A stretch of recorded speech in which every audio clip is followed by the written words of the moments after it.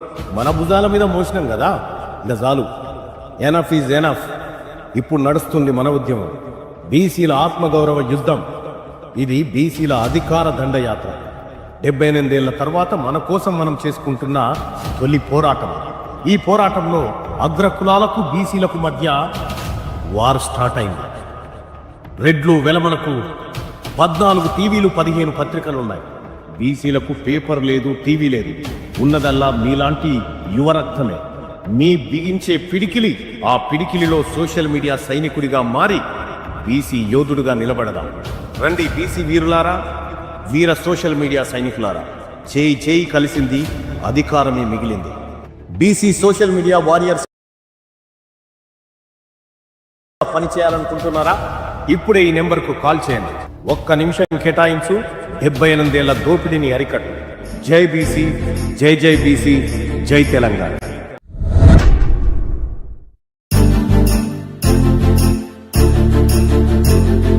జనం జనం జనం ప్రజా ప్రపంచనం, జనం జనం జనం ఇదే కదా మహలం.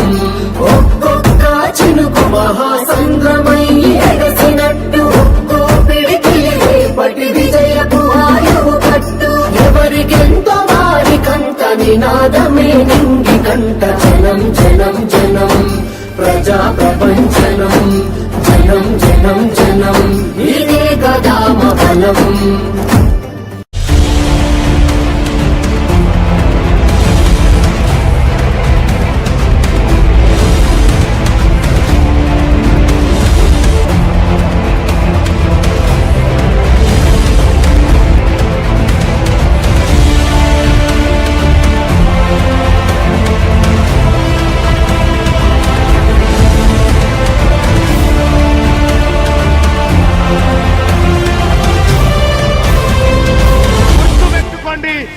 బీసీ సమాజానికి, తెలంగాణ రాష్ట్ర బీసీ ప్రజలకు మీ బిడ్డ టీన్మార్ మల్లన్న ఖడ్గం పట్టుకొనున్నాడు.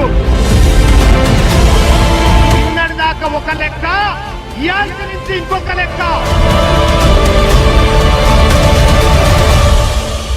ఈ తెలంగాణ రాజ్యాధికార పార్టీ ఇది ఫక్తు బీసీల ఆకాంక్షలు నెరవేర్చే పార్టీ.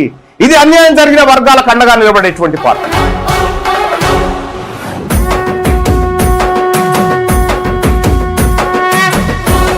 తెలంగాణ రాజ్యాధికార పార్టీ చేరాలంటే 9866524314 ఈ నెంబర్ కు వాట్సాప్ లో మిస్ కాల్ ఇవ్వండి. ఈ నెంబర్ కి మీరు మీరు మీరు మిస్ కాల్ ఇవ్వగానే మీకు ఒక లింక్ వస్తుంది. ఆ లింక్ పైన క్లిక్ చేసి మీరు దాంట్లో మన ఇందులో జాయిన్ కావచ్చు. తెలంగాణ రాజ్యాధికార పార్టీలో వెంటనే జాయిన్ కావచ్చు. ఆ లింక్ ద్వారా మీరు ఎంటర్ అయితే.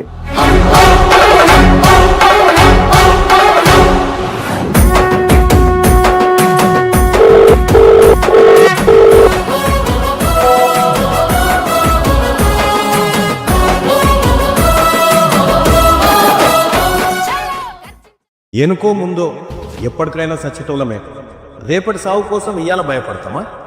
దశాబ్దాలుగా రెడ్లు, దొరల యువసేనలు, ఫేస్బుక్లు, ట్విట్టర్లు, ఇన్స్టాలు, యూట్యూబ్లను మన భుజాల మీద మోసినాం కదా, ఇక చాలు. Enough is enough. ఇప్పుడు నడుస్తుంది మన ఉద్యమం, బీసీల ఆత్మగౌరవ యుద్ధం. ఇది బీసీల అధికార దండయాత్ర. 78 ఏళ్ల తర్వాత మన కోసం మనం చేసుకుంటున్న తొలి పోరాటం. ఈ పోరాటంలో అగ్రకులాలకు బీసీలకు మధ్య వార్ స్టార్ట్ అయింది.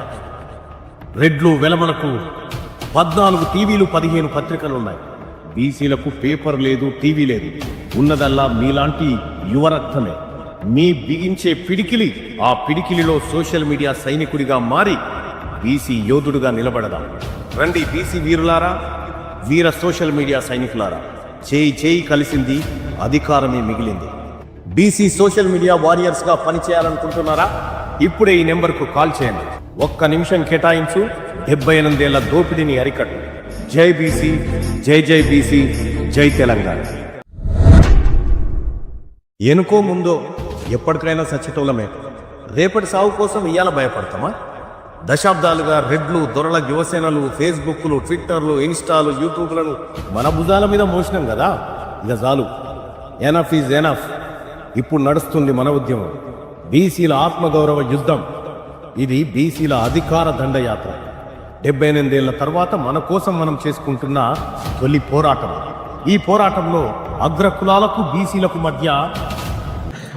నమస్తే అందరికీ.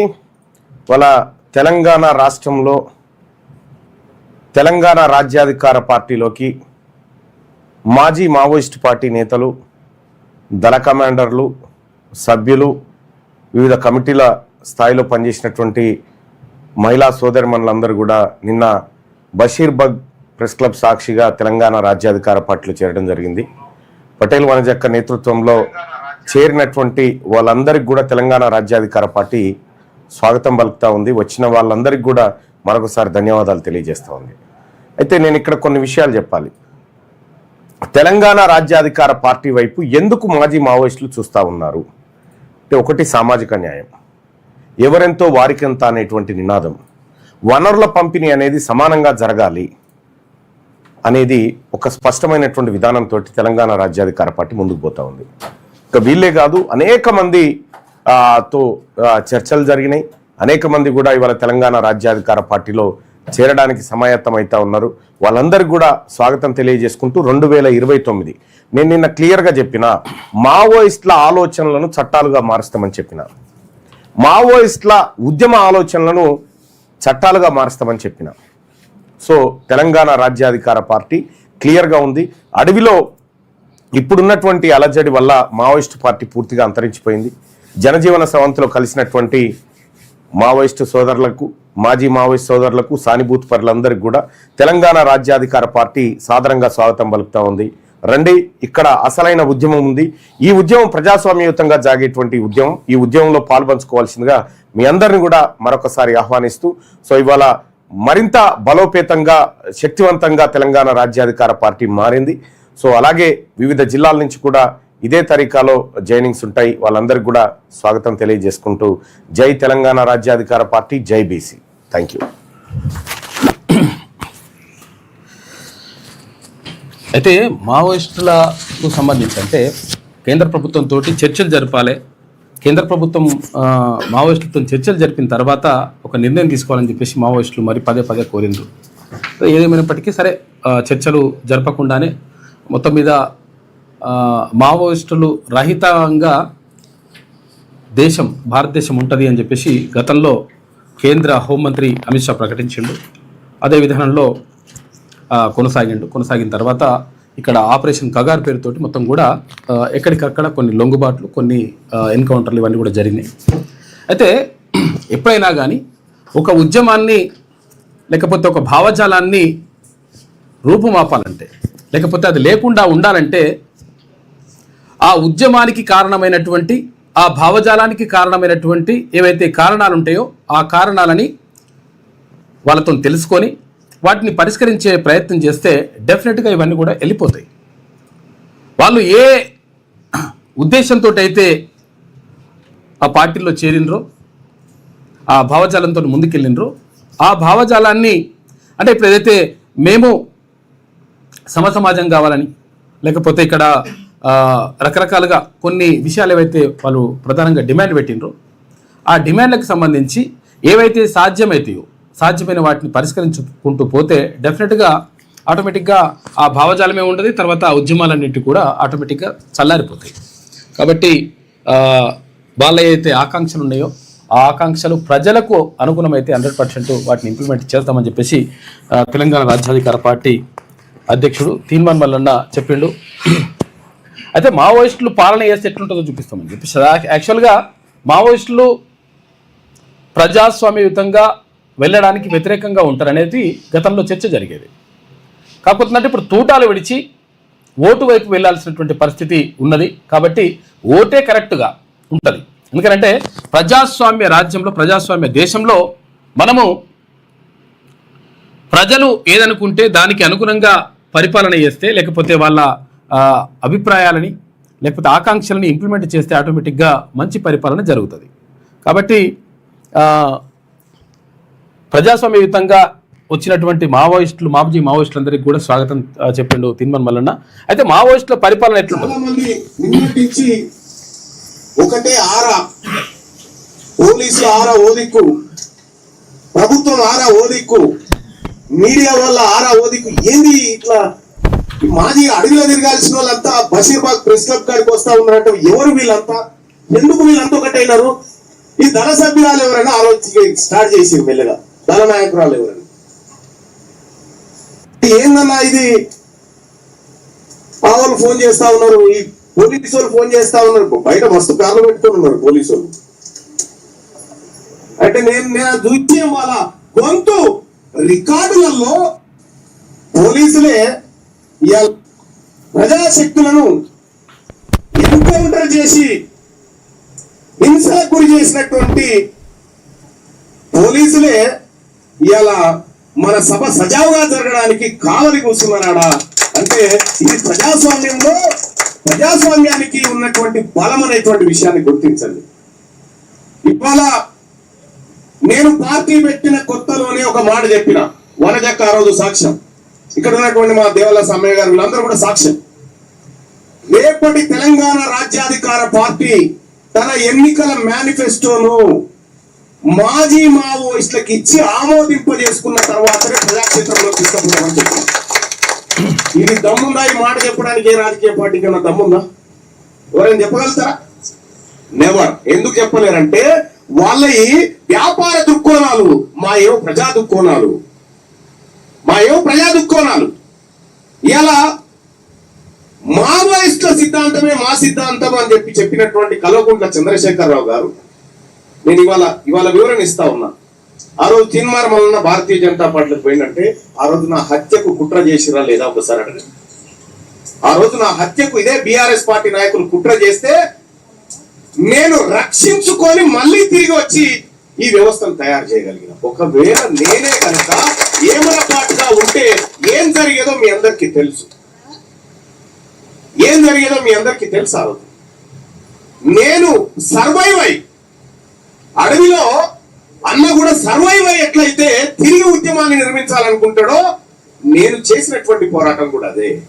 ఇవాళ తెలంగాణ రాజ్యాధికార పార్టీ ఇక్కడి వరకు వచ్చి ఏ రాజకీయ పార్టీ అయినా ప్రజాస్వామ్యయుతంగా మావోయిస్టు సోదరులను, మాజీ మావోయిస్టులను అసెంబ్లీకి తోలుకపోవాలి, వాళ్ళని కూడా వాళ్ళ వాదన రికార్డులకు ఎక్కాలి, వాళ్ళ వాదన చట్టాలుగా మారాలి, వాళ్ళ ఆశయం, వాళ్ళ గొంతు రికార్డులలో చట్టాలై ప్రజలకు అందాలనేటువంటి ఉద్దేశంతో ఆలోచించిన ఏకైక పార్టీ తెలంగాణ రాజ్యాధికార. ఇలా ఆ కార్యక్రమానికి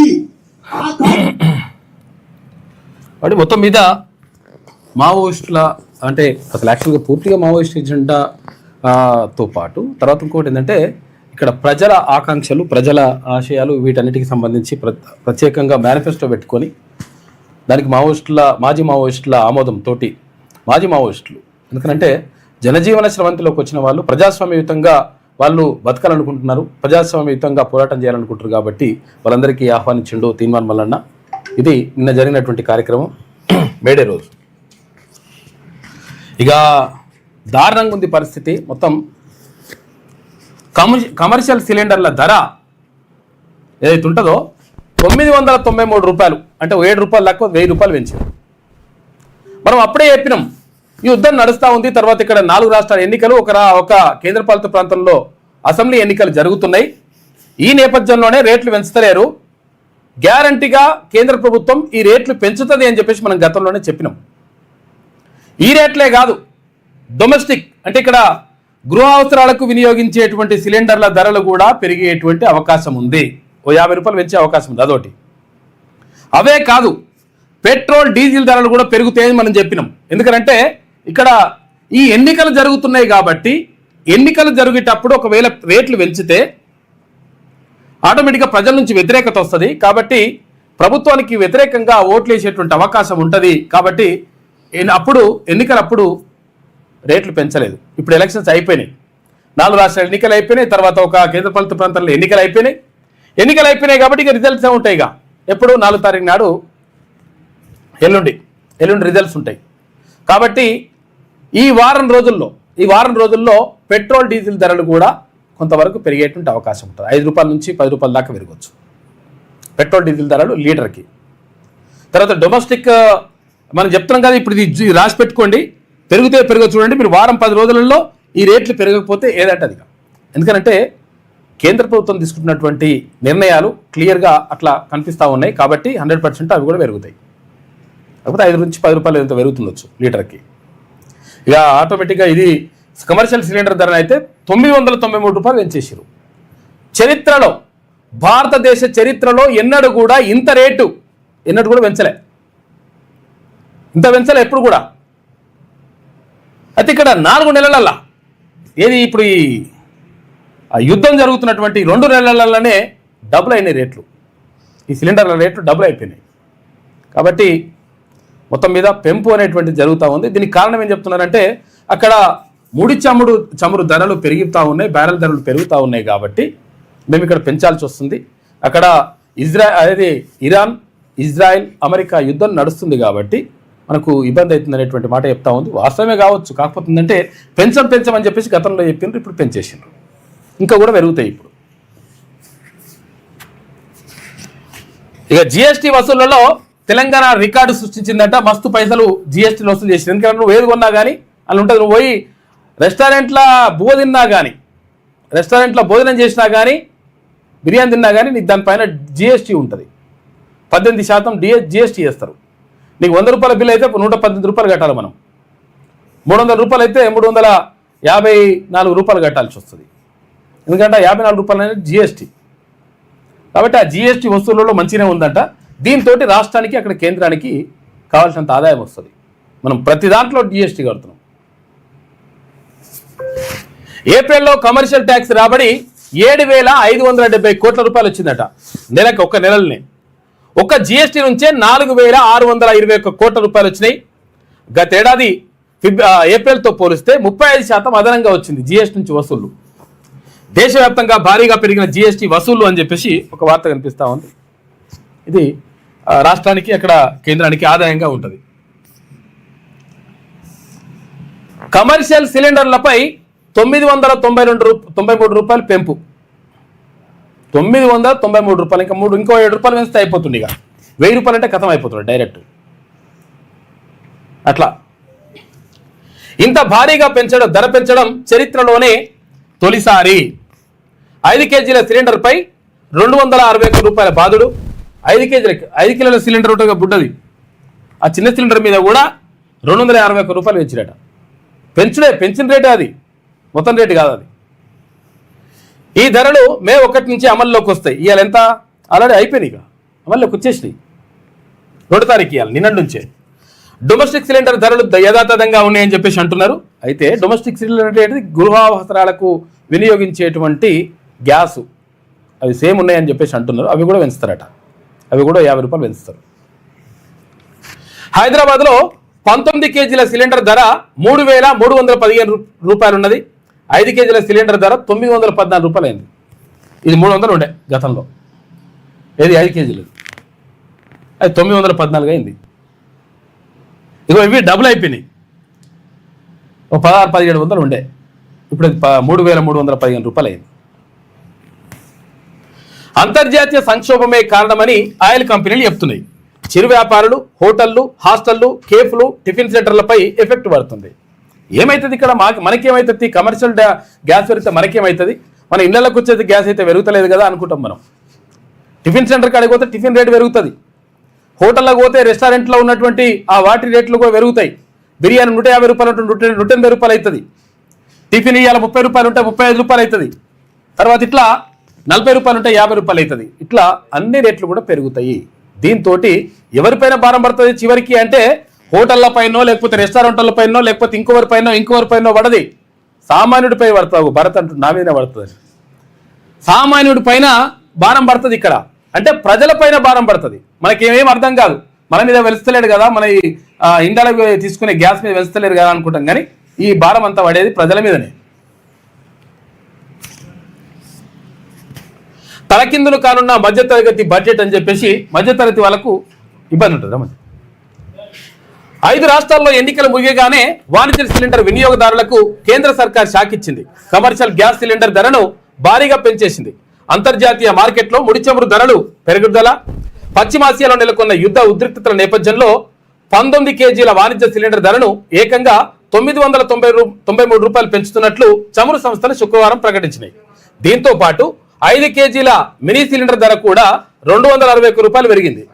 ఈ పెరిగిన ధరలు శుక్రవారం అంటే మే 1 నుంచే అమల్లోకి వచ్చినాయి. ఆల్రెడీ స్టార్ట్ అయిపోయినాయి.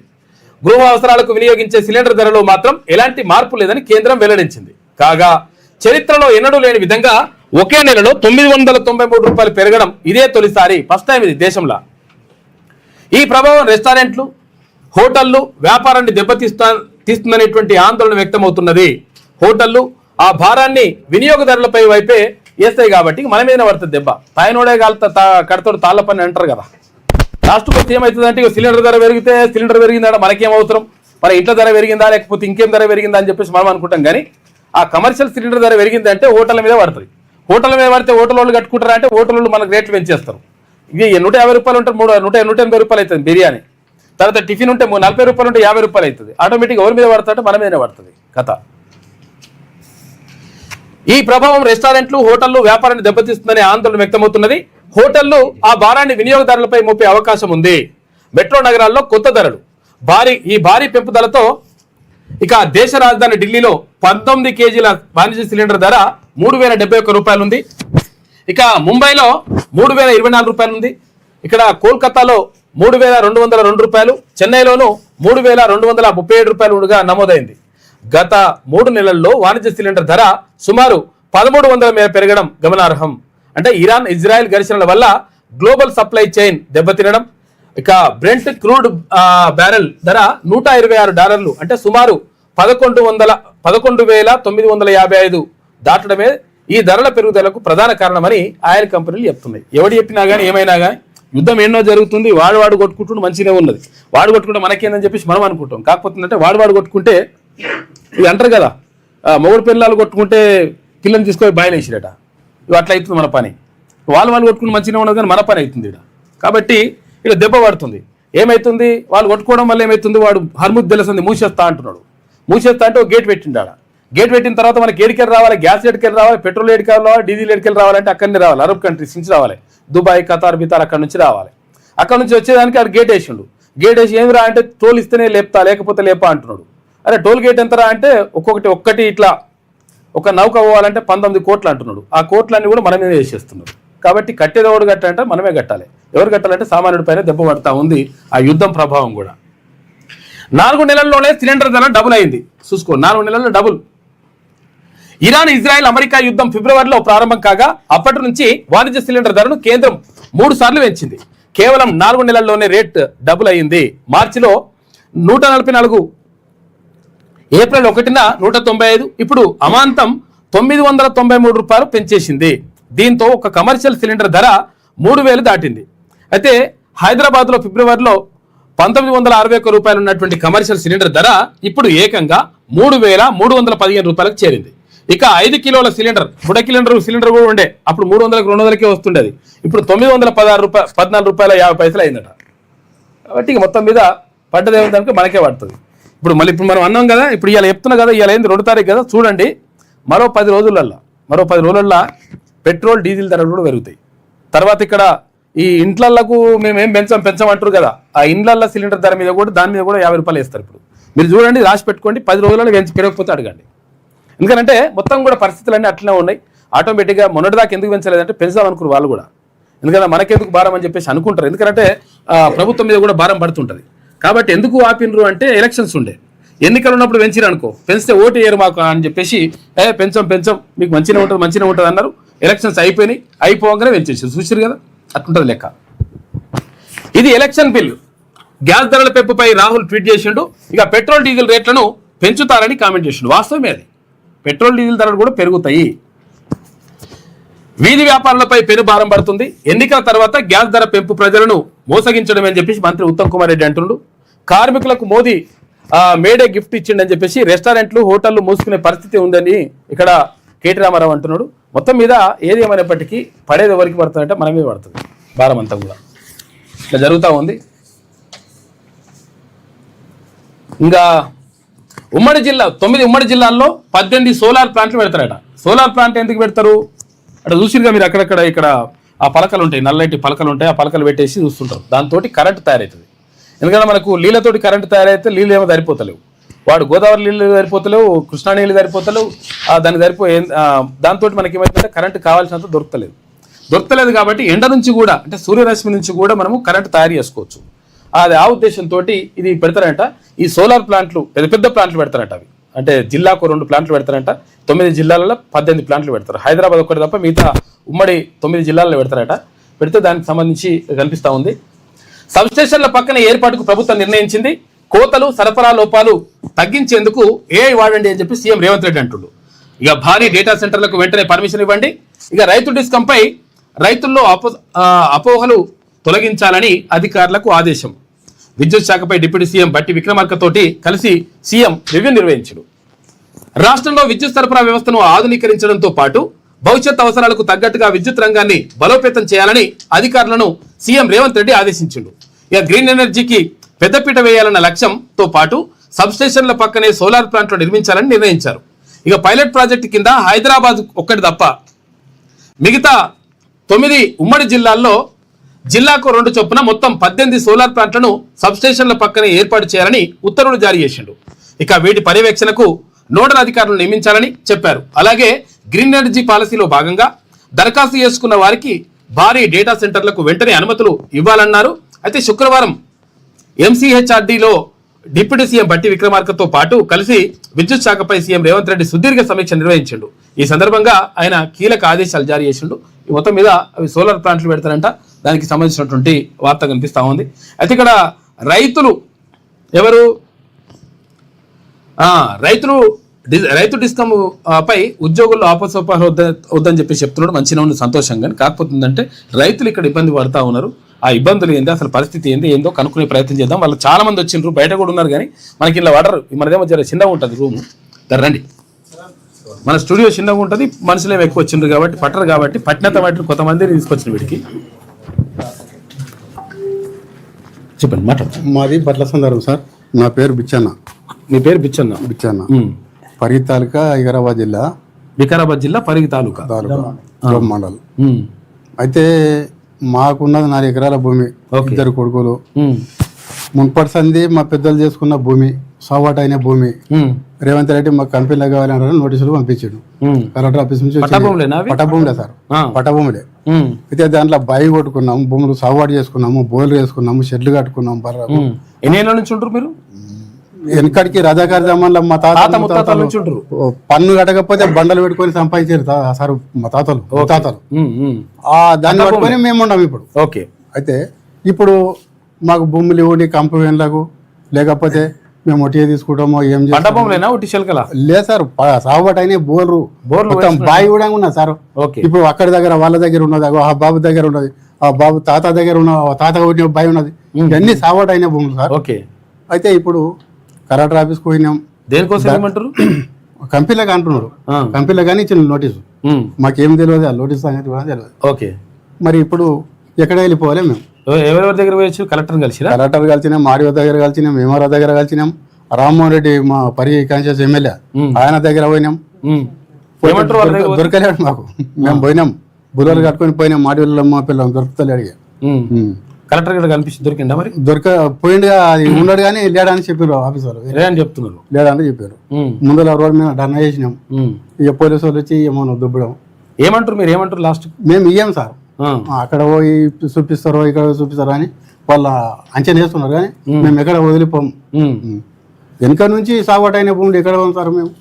ఎక్కడ వాళ్ళే చెప్పు, మా భూములు మాకే భూమి ఎక్కడ అక్కడ సస్తాము, కానీ ఆ చెట్లు పెంచుకున్నాం. మామిడి చెట్లు, యాప చెట్లు, చెట్ల కూర వేసుకుని చచ్చిపోతాం మా పిల్లలు. అంత మరి ఏం చేద్దాం సార్? వాళ్ళు వచ్చి వాళ్ళ గనులు మతాన్ని ఏముంటాయి, గవర్నమెంట్ పోలీసులు ఏం చేస్తాం చెప్పు? రేవంత్ రెడ్డి ఇంత దాని మీద ఉండదు, ఇంకేముండదు, మాకు ఏం లేదు. అందులోనే పశువులు మేపుకుంటాం, పాలు పోస్తాం, బతుకుతాం. బట్ల చందారం గ్రామము, వికారాబాద్ జిల్లా. ఇది పరిగి కాన్స్టిట్యున్సీకి వస్తుందంట, అసెంబ్లీ కాన్స్టిట్యున్సీకి. దోమ మండలం. అవును సార్, పరిస్థితి. మరి ఎక్కడ పోయాలి, మేమేం చేయాలి? అంటే ఏమంటారు మరి ఇప్పుడు ఒకవేళ ఇప్పుడు కంపెనీలు పెట్టుకోవాలంటే ఏడ పెట్టుకోవాలంటారు మీరు? మేము ఎక్కడైనా పెట్టుకో గౌటాలు ఉన్నాయి సార్, అక్కడక్కడ గౌటాలు లేవా? పట్టమంటారు భూములు గౌటాలు గౌటాలు పుచ్చలు ఉన్నాయి, సాగు చేసి పెట్టుకున్నా లేదా? తరగకు 10 కంపెనీలు వేస్తే మంచిగా డెవలప్ అయిపోతుంది కదా తెలంగాణ. ఓకే, మరి పట్ట భూములు అయితే మేము ఎక్కడ వాలి అని మేము ఆలోచన. ఓకే, అందుకే వచ్చింది. అందుకే వచ్చింది సార్. మీరేమైనా న్యాయం చేస్తారేమో అని వచ్చింది. మనం కాదు న్యాయం చేయాల్సింది ప్రభుత్వం చేయాలి. విషయం ఏంటంటే ముఖ్యమంత్రి దీనిపైన ఆలోచించాలని చెప్పేసి వాళ్ళు రైతులు కోరుతా ఉన్నారు. విషయం ఏంటంటే ఒకవేళ పంట వండని భూములు ఏమైనా గౌటాన్ భూములు ఏమైనా ఉంటే అటువంటి భూములు వేరే వేరే పలు జిల్లాల్లో ఉంటాయి. ఆ జిల్లాల్లో పెట్టుకుంటే మాకు అభ్యంతరం ఏం లేదు. మా పంట వండే భూములు, తర్వాత ఇంకోటి ఏంటంటే దాని మీద మా బతుకుదేరు ఉంది కాబట్టి ఇక మాకు ఒకవేళ అది దాని నుంచి ఎలగొడితే మా బతుకుదేరు ఉండదు, మేము ఇక చచ్చిపోవడం తప్పితే ఇంకేం లేదని చెప్పి రైతులు. కాబట్టి ప్రభుత్వం దీనిపైన 100% నిర్ణయం తీసుకోవాల్సిన అవసరం ఉన్నది. ఎందుకంటే పంట భూముల్ని జడగొట్టేసి తర్వాత ఇంకేదో చేస్తాం అనుకుంటే అది పొరపాటు. అది విషయం ఏమని చెప్తారంటే పారిశ్రామికీకరణ లేకపోతే మన్ను మశాడం అని చెప్పేసి చెప్తారు. దాంతో ఉద్యోగాలు వస్తాయా పోతాయా తర్వాత విషయం. తర్వాత ఇంకోటి ఏంటంటే వాళ్ళకు ఫ్రీగా భూమి వేయడానికి ప్రభుత్వమే పైసలు ఖర్చు పెట్టి భూములు ఇస్తుంది, వీళ్ళకేమో సగం పైసలు ఇచ్చేసి ఇట్లా పంపించేస్తుంటుంది. కాబట్టి ఎట్టి పరిస్థితుల్లో దాన్ని మేము అనుమతించమని చెప్పేసి రైతులు చెప్తున్నటువంటి మాట ఇది. అంతే సార్. ఓకే సార్, మాట్లాడు చెప్పు చెప్పే. గ్రామం పట్టసందరం దోమమండలు వికారాబాద్ జిల్లా. మాది ఇప్పుడు మా పరిస్థితి ఏమైందంటే కాంగ్రెస్ గవర్నమెంట్ కంపెనీలు వేస్తాము మీ భూములు ఇవ్వాలని నోటిఫికేషన్ ఇచ్చింది. ఇప్పుడు మేము తిందామంటే ఆకలి అయితే లేదు, పడుకుందామంటే నీరు వస్తలేదు. ఇప్పుడు ఏం చేయలేదు, ఏం పరిస్థితి? ఎందుకు ఆకలి అయితే లేదు, ఎందుకు నీరు వస్తలేదు? మా భూములు అయినాక మేము ఏం చేస్తాం? ఓకే, అట్లా మేము బసవసూరుని గుర్రమిచ్చి ఏమో శంకరుడు అడవి పాలన పట్టినా అంట, అట్లా అయిపోతుంది. ఏం చేయాలని మేము చాలా బాధలో ఉన్నాం. ఓకే, కాబట్టి భూములు తీసుకోవద్దంటారా? భూములు ఇయ్యాము మేము, సస్తే అనేది వస్తాము, లేకపోతే మమ్మల్ని చంపే భూమి తీసుకోవాలి. తీసుకోవాలి అంతే. సస్తుంది కాదు కానీ బతుకుతుంది కానీ మరి బతికినందుకంటే మరి ఏం చేస్తాం? మేము తట్టుకుంటామా? గవర్నమెంట్ తట్టుకుంటామా? మేము తట్టుకోము. అట్లా వచ్చింది మా పరిస్థితి. అట్లా సరే.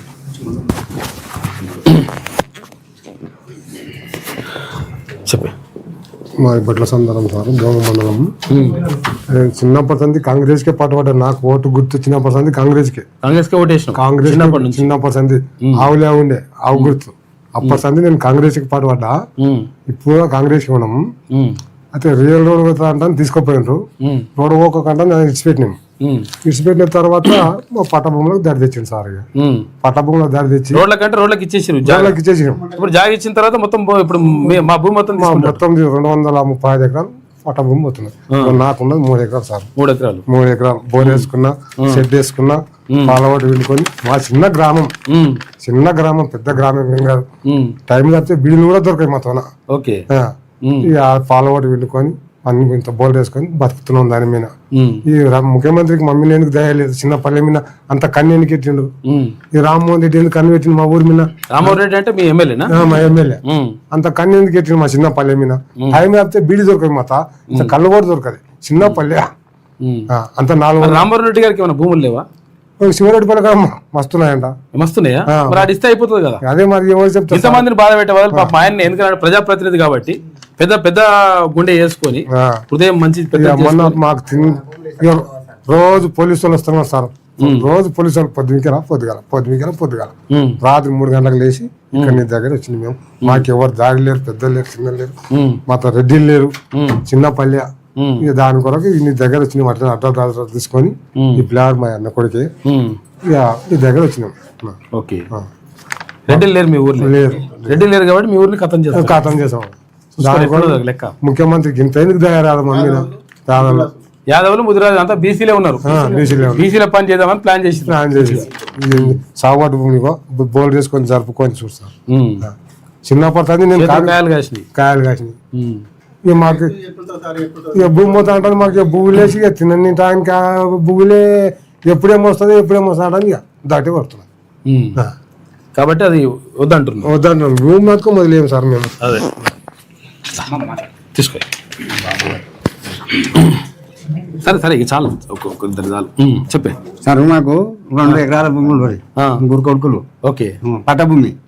పడభూమి పోయినాక నేను సస్తే అందరు చేస్తాం పోతే అందరి పోతాం మా భూమి మాకే ఇవ్వాలి సార్ ఈయన కంపెనీ గౌటాన్ని వేసుకునుకోక సార్ గౌటాన్ని బస్సులో గౌటాన్ని భూములు వేసుకునుకోక మా పట్ట భూములు మా పిల్లలు ఆడ పెట్టుకుంది మేము ఆడ పెట్టుకుంది మాకు ఇచ్చే పిల్లలు కూడా ఇస్తారు భూములు పోయినాక ఎవరు ఇస్తారు సార్ పెట్టిస్తారు సత్య అన్న వస్తాం లేకుంటే మందాన్ని వస్తాం అమ్ముకోకమ్మన్నాడు రేవంత్ రెడ్డి మా ఈ ఆడికి పోతాం అంత లేదు నాకు ఈ బతకనికి ఆసరం లేదు ఎట్లా బతకాలి బాధలు చాలా తినైపోతుంది ఏమీ లేదు మాకు భూమి చెప్తే మాకేమి లేదు ఆధారం ఏం చేస్తాం సార్ మా భూములు మాకే ఉండాలి రావడానికి మన కంపెనీ వేసుకోం మా భూమి దగ్గర మాకు 2 ఎకరాల భూమిలో 6 మంది పిల్లలు ఏం బతుకుతారు సార్ అదే మాకు బాధశాన అనేది నీ దగ్గర వచ్చినవి. ఓకే ఓకే సరే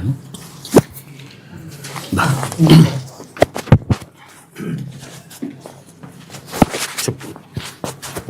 నా పేరు అంజనేయులు, పట్ల సంద్రం విలేజ్, దోమ మండల్, వికారాబాద్ డిస్టిక్. మా విలేజ్ లో పార్కులు వేస్తామని చెప్పి 235 ఎకరాల పార్కులు ఇండస్ట్రియల్ పార్కులు అని చెప్పి 235 ఎకరాలు పట్ట భూమి తీసుకుంటున్నారు. అదే విధంగా మా అమ్మ పేరు మీద 2 ఎకరాల భూమి ఉంది. మా నాన్న లేడు. నాకు 3 పిల్లలు. నేను ఇన్నాళ్ళు హైదరాబాద్ లో బతుకుతుంటే లాక్డౌన్ వల్ల ఊళ్ళో పోయి బతుకుతున్నాము. ఇప్పుడు మా భూములు పోతే మేము ఎటు పోవాలని మాకు రాత్రి పగలు నిద్ర వస్తలేదు. మాకు చిన్న చిన్న పిల్లలు ఉన్నారు 3. మా పరిస్థితి ఏంది? ఈ గవర్నమెంట్ మా పట్టా భూమి మిడిసిపెట్టి ఈ గౌటాన్ భూములు ఎక్కడైనా ఉన్నా వాళ్ళు అక్కడ చూసుకోవాలని కోరుకుంటున్నాం మేము. ఓకే సరే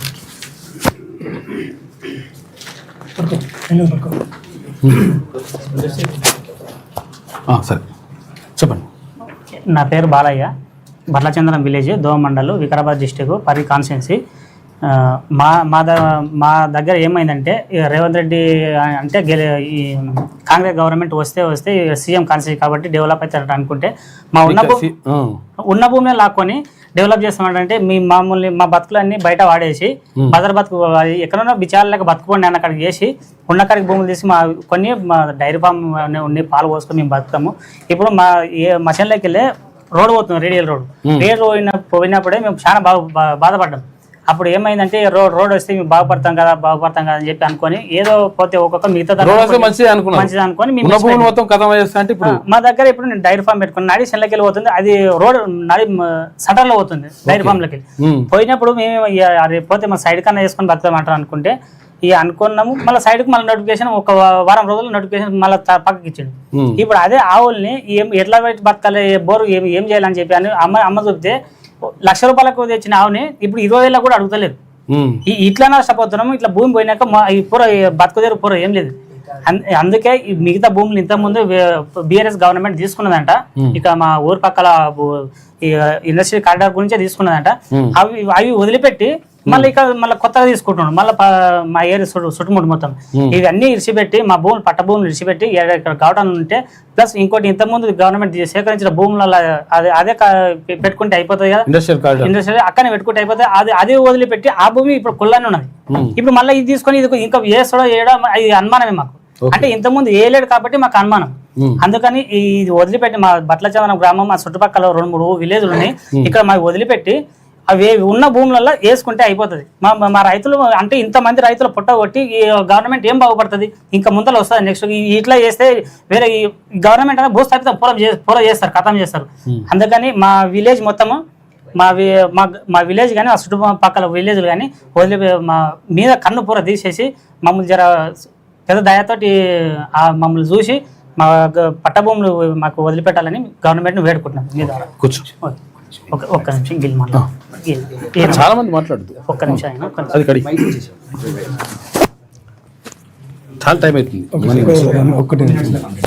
అర్ధగంట అవుతుంది. నా పేరు తిరుమలేష్, బట్లచంద్రం గ్రామం. నాకు వచ్చేసి 2 ఎకరాల 3 ఎకరాల 36 గుంటల భూమి ఉంది. బట్లచంద్రం గ్రామంలో 235 ఎకరాలకు ఇండస్ట్రియల్ పార్క్ కోసమని నోటిఫికేషన్ రావడం జరిగింది.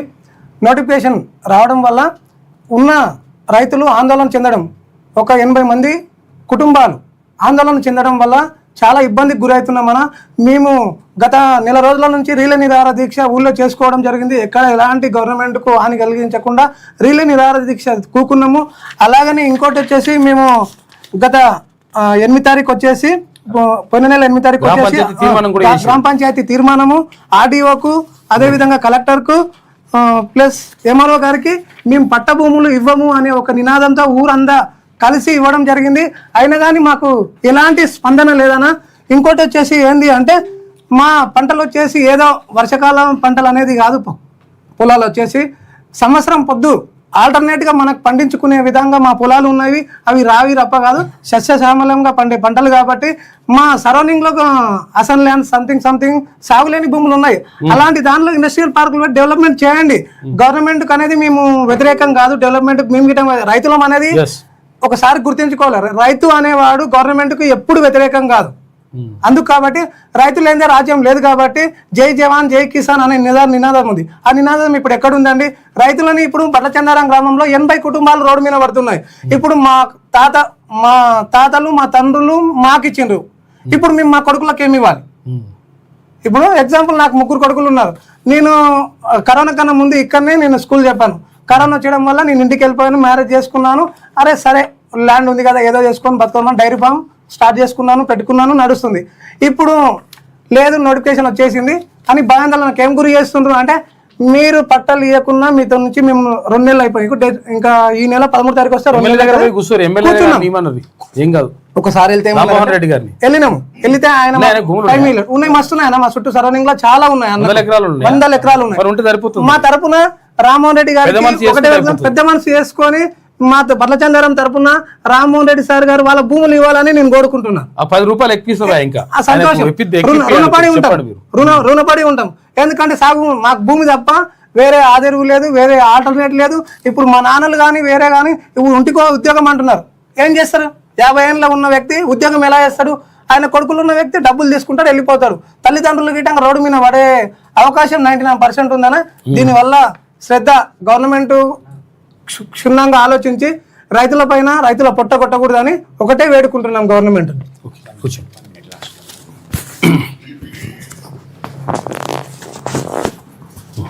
నమస్తే, నా పేరు శ్రీశైలం, బట్లచందారం విలేజ్.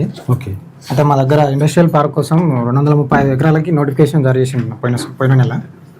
అయితే మా విలేజ్లో ఆల్రెడీ రైతు నిరాహార దీక్ష కూడా చేస్తారు. ఇప్పుడు ఉన్న మా లోకల్ ఎమ్మెల్యే కానీ అసలు ఎవరు అక్కడికి వచ్చి పట్టించుకున్నారు, అసలు ఏమి చెప్పట్లేదు. అసలు ఓట్లు వేయలేదా మీరు? ఓట్లు వేశారు, అందరం వేసాం ఓట్లు. వీళ్ళు అసలు మా లోకల్ ఎమ్మెల్యే అయితే అసలుకి ఒక రోజు కూడా వచ్చి అసలు ఆ పోలీసు వాళ్ళని పంపించడము, వీళ్ళందరూ రైతుల్ని భయపెట్టడము. ఇప్పుడు మాకు కూడా ఒక 10 ఎకరాలు ఉందన్న, 10 ఎకరాల్లో ఒక సెంటు భూమి లేకుండా వెళ్ళిపోతుంది. మా డాడీకి మేము ఒక 5 మంది కొడుకులే మేము మొత్తం. ఒక 10 ఎకరాల భూమి మా తాత ఒక 5 ఎకరాలు ఫస్ట్ మా తాత వారసత్వంగా వచ్చింది 5 ఎకరాలు. మా డాడీ కష్టం చేసి మా అన్నోళ్ళని డిగ్రీలు చదివించాడు, 3 నన్ను మా అన్నని ఒక ఇంటర్మీడియట్ చదివించాడు. ఎవరికి జాబులు లేవు, ఏ ప్రభుత్వం జాబ్ లేదు. ఈయన వచ్చి జాబులు వేస్తాడు, జాబ్ క్యాలెండర్ అన్నాడు. క్యాలెండర్ ఏముంది కానీ జాబులు లేవన్న. ఇప్పుడు ఆయన మా డాడీలు మమ్మల్ని డిగ్రీలు చదివించి మమ్మల్ని వ్యవసాయం చేసి 5 ఎకరాలు మా తాతది వస్తే ఇంకొక 5 ఎకరాలు ఆయన కష్టపడి మమ్మల్ని చదివించుకుంటూ ఒక భూమి ఉండడం వల్లనే కదా నాకు 5 ఎకరాలు ఉన్నాడు. అయితే ఇప్పుడు కనీసం ఒక లోకల్ ఎమ్మెల్యే అయితే అసలుకే లేదు. ఉన్న మా విలేజ్ లో ఒక సర్పంచ్ అభ్యర్థిగా ఒక ఇండిపెండెంట్ అభ్యర్థిని గెలిపించినామన్న. ఆయన వెళ్ళిన కాంగ్రెస్ లే జాయిన్ అయ్యాడు. ఆయన కూడా ఒక రోజు కూడా వచ్చి మళ్ళీ ఏం కదా ఎమ్మెల్యే దాకా తీసుకెళ్ళి ఒక మాట చెప్పడం ఏం లేదు అసలుకి. కాబట్టి మేము కూడా మా రైతులు ఎవరైనా భూములు ఇవ్వదలుచుకోలేమన్నా 100%. దీన్ని ఏడాకైనా మేము పోరాడే సిద్ధంగా ఉన్నాం. మేము ఓకే, కూర్చోండి. ఇది రైతులు చెప్తున్నటువంటి మాట. కాబట్టి ప్రభుత్వం దీనిపైన ఆలోచన చేయాలి. ఎందుకంటే చాలా గవర్నమెంట్ భూములు ఉంటాయి, గౌటన్ భూములు ఇవ్వాలని చెప్పేసి వాళ్ళు చెప్తున్నారు, రైతులు చెప్తున్నారు. కాబట్టి ప్రభుత్వం దీనిపైన ప్రత్యేకంగా దీనిపైన ఒకసారి సమీక్ష చేసి నిజంగా ఎక్కడ ఉంటే బాగుంటుంది ఏం కథ అని చెప్పేసి చూసుకొని నిజంగా అటువంటి భూములు అంటే పంటకు పనికిరానటువంటి భూములు ఏవైతే ఉంటాయో అటువంటి భూములు తీసుకుంటే ప్రాబ్లం ఏం లేదు. కానీ ఇప్పుడు మాకు పంట భూములు తర్వాత మేము మా బతుకు తెరువు కూడా మొత్తం దాని మీదనే ఉన్నది కాబట్టి ఈ భూములు తీసుకోవద్దని చెప్పేసి రైతులు కోరుతున్నారు. ప్రభుత్వం దీనిపైన 100% నిర్ణయం తీసుకోవాలి.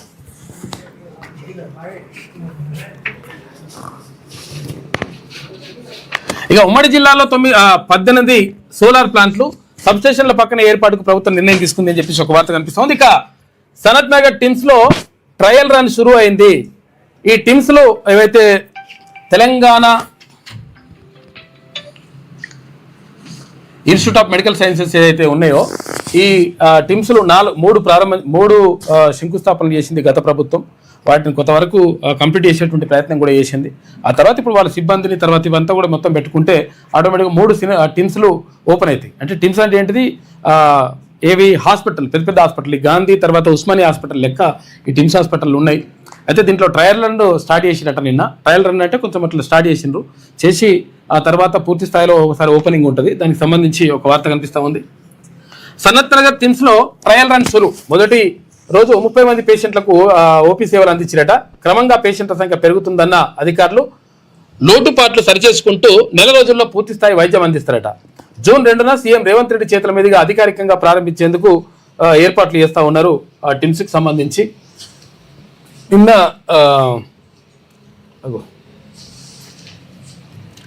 టిమ్స్ స్టార్ట్ చేస్తే దానికి సంబంధించి కొంతమంది పేషెంట్లు కూడా వస్తున్నారు.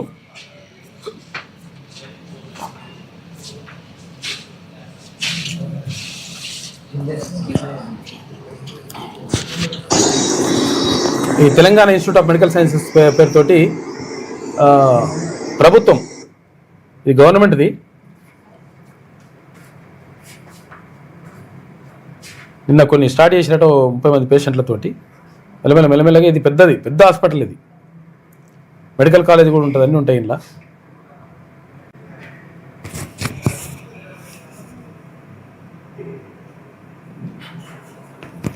ఇట్లా స్టార్ట్ అయిందంట, సంతోషం. ఎందుకంటే ప్రజలకు అందుబాటులో ఇవన్నీ కూడా రావాలి. ఇక హమాలీల సంక్షేమానికి ప్రత్యేక బోర్డు. గత ప్రభుత్వం కార్మికుల హక్కులు కాలరాసింది. మా సర్కార్ చర్చల ద్వారా సమస్యలు పరిష్కరిస్తున్నది. పీజేఆర్ పేరు మీద వచ్చే ఏడాది నుంచి లైఫ్ టైం అచీవ్మెంట్ అవార్డు ఇస్తామని వెల్లడి. రవీంద్ర భారతిలో మేడే వేడుకలు జరిగినాయి. ఆ గిగ్ వర్కర్ల తరహాలోనే అన్ని సదుపాయాలు కల్పిస్తామని మంత్రి వివేక్ వెంకటస్వామి చెప్పిండు. రాష్ట్రంలో హమాలీ కార్మికుల సంక్షేమం కోసం త్వరలోనే ప్రత్యేక బోర్డును ఏర్పాటు చేస్తామని కార్మిక శాఖ మంత్రి వివేక్ వెంకటస్వామి తెలిపారు. గిగ్ వర్కర్ల తరహాలోనే హమాలీలకు కూడా సామాజిక భద్రత, వైద్య సదుపాయాల కల్పనకు విధి విధానాలను రూపొందిస్తున్నట్లు చెప్పారు. అయితే శుక్రవారం హైదరాబాద్లోని రవీంద్ర భారతిలో కార్మిక శాఖ ఆధ్వర్యంలో జరిగిన మేడే వేడుకల్లో ఆయన చీఫ్ గెస్ట్ గా పాల్గొన్నారు. ఈ సందర్భంగా కార్మికులకు శ్రమశక్తి అవార్డులను ప్రదానం చేశారు. రాష్ట్రంలో సుమారు 4 లక్షల మంది గిగ్ వర్కర్ల జీవితాల్లో వెలుగులు నింపేందుకు రాహుల్ గాంధీ హామీ మేరకు మొదటిసారి చారిత్రాత్మక చట్టాన్ని తీసుకొచ్చామని మంత్రి వివరించిండు. నిజంగా ఒక రకంగా కొంతవరకు ఇది కార్మికులకు సంబంధించి కొంత మంచి పని చేస్తున్నాడు. ఇక మసాలా దోశ 6th ప్లేస్లో నిలిచిందట ప్రపంచంలో, 6వ స్థానంలో. దోశ అంటే చాలా మందికి ఇష్టం ఉంటుంది. మసాలా దోశ ఇంకా మంచిగా ఉంటుంది, మంచిగా అందులో ఆలు కుర్మా అవన్నీ పెట్టేసి. మసాలా దోశ వరల్డ్ నెంబర్ 6 అంట. టాప్ 100 పాన్ కేక్స్లో 11 భారతీయ వంటకాలు ఉన్నాయి. అందులో మసాలా దోశ మంచిగా టాప్లో ఉన్నది. ఆలుగడ్డలతో చేసే లాట్వియన్ కర్తుపేయు పెంకుకాస్కు అగ్రస్థానం ఉంది.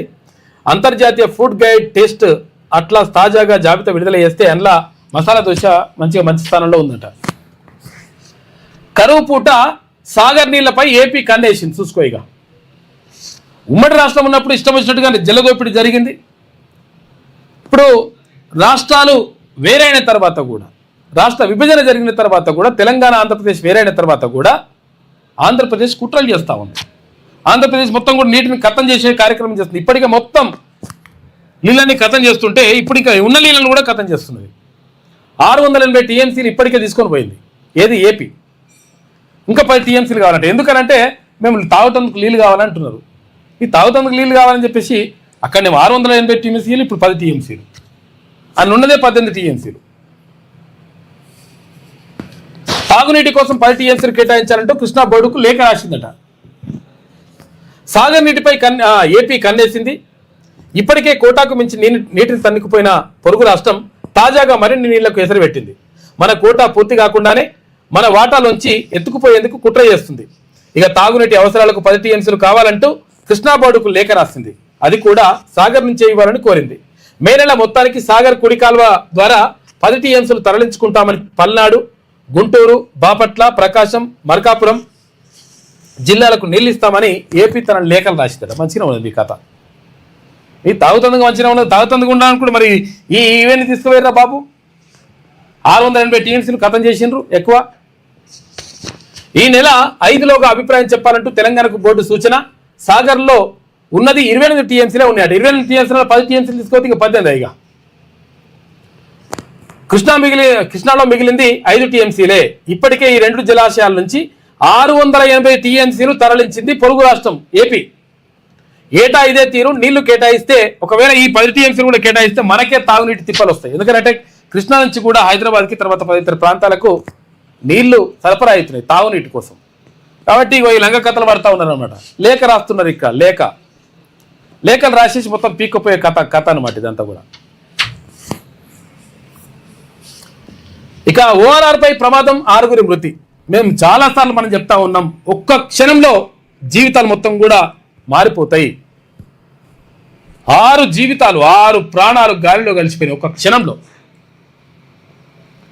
ఔటర్ రింగ్ రోడ్లో ఇష్టం వచ్చిన స్పీడ్ పోతా ఉన్నారు. 100 స్పీడ్ ఉంటే దాన్ని 120 చేసి ఇప్పుడు 120 చేసి 120 కాడ కూడా ఆగారు ఇప్పుడు వీళ్ళు.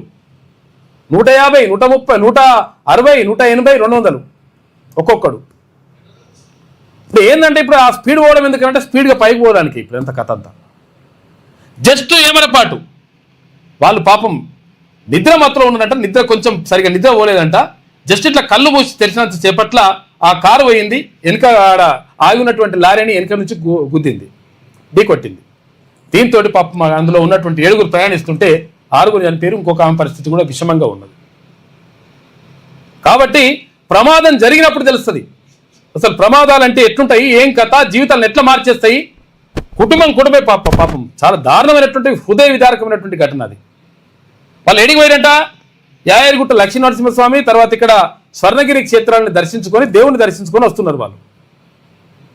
ఇంటికి వస్తుంటే జస్ట్ కళ్ళు మూసి తెరిచినంత సేపట్ల గుద్దితే కథం, 6 చచ్చిపోయారు. కాబట్టి జాగ్రత్తగా ఉండండి. రోడ్డు ప్రమాదాలు క్షణాల్లో మొత్తం కూడా జీవితాలను చిన్నాభిన్నం చేసేస్తాయి. మనం మరీ చెప్తాం, ఈ సీట్ బెల్ట్ పెట్టుకోమంటే సీట్ బెల్ట్ పెట్టుకోరు. ఇక దాంట్లో పుల్ల పెడతారు, ఒకటి ఉన్నది, ఒక పిన్ను దొరుకుతుంది. ఆ పిన్ను కేకియా అంటుంటా, పున్ను పెడతారు. కేకియా అంటే ఏంటిదంటే, అరే అప్రమత్తంగా ఉండరా, జాగ్రత్తగా ఉండరా అని చెప్తుంది అది. ఆ కేకియా అంటే అట్టెట్లుంటా నేను నీ కేకియా బంద్ అని చెప్పేసి దాన్ని నోట్లే ఒకటి ఆ పిన్ను పెడతారు. పిన్ను పెడితే ఏమవుతుంది, జీల జీవితాలకే నష్టం జరుగుతుంది.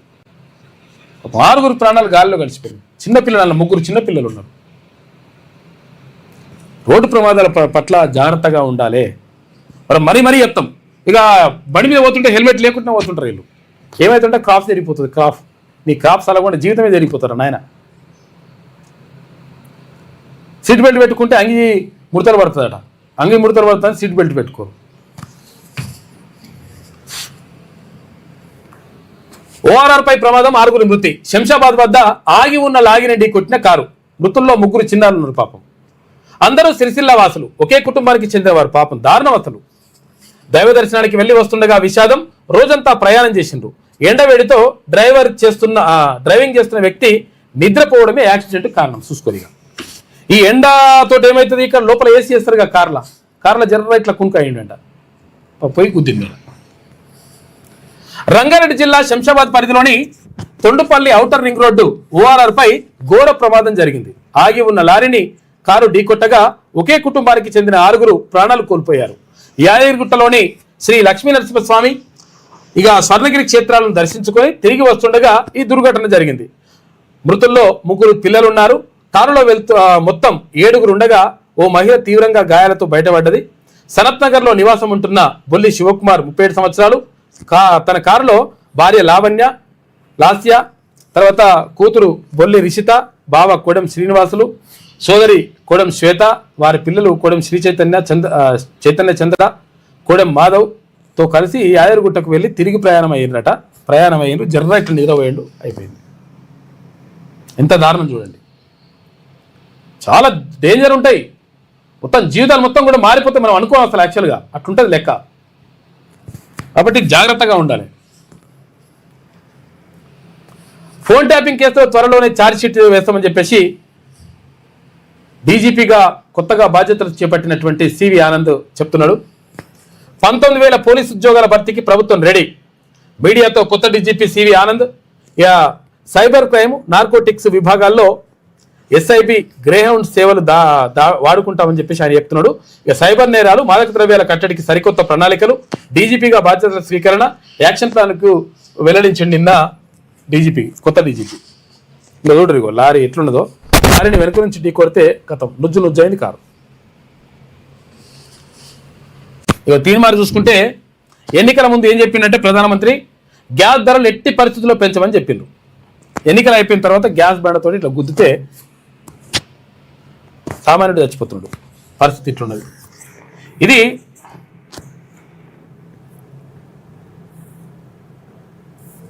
వెలుగులో ఉన్నటువంటి ప్రధాన కథనాలు అయితే ఒకసారి విజయక్రాంతి చూద్దాం. అవినీతి కుట్టు మిషన్ల పంపిణీలో పారదర్శకంగా టెండర్లు నిర్వహించాలని డిమాండ్ చేస్తున్నారు.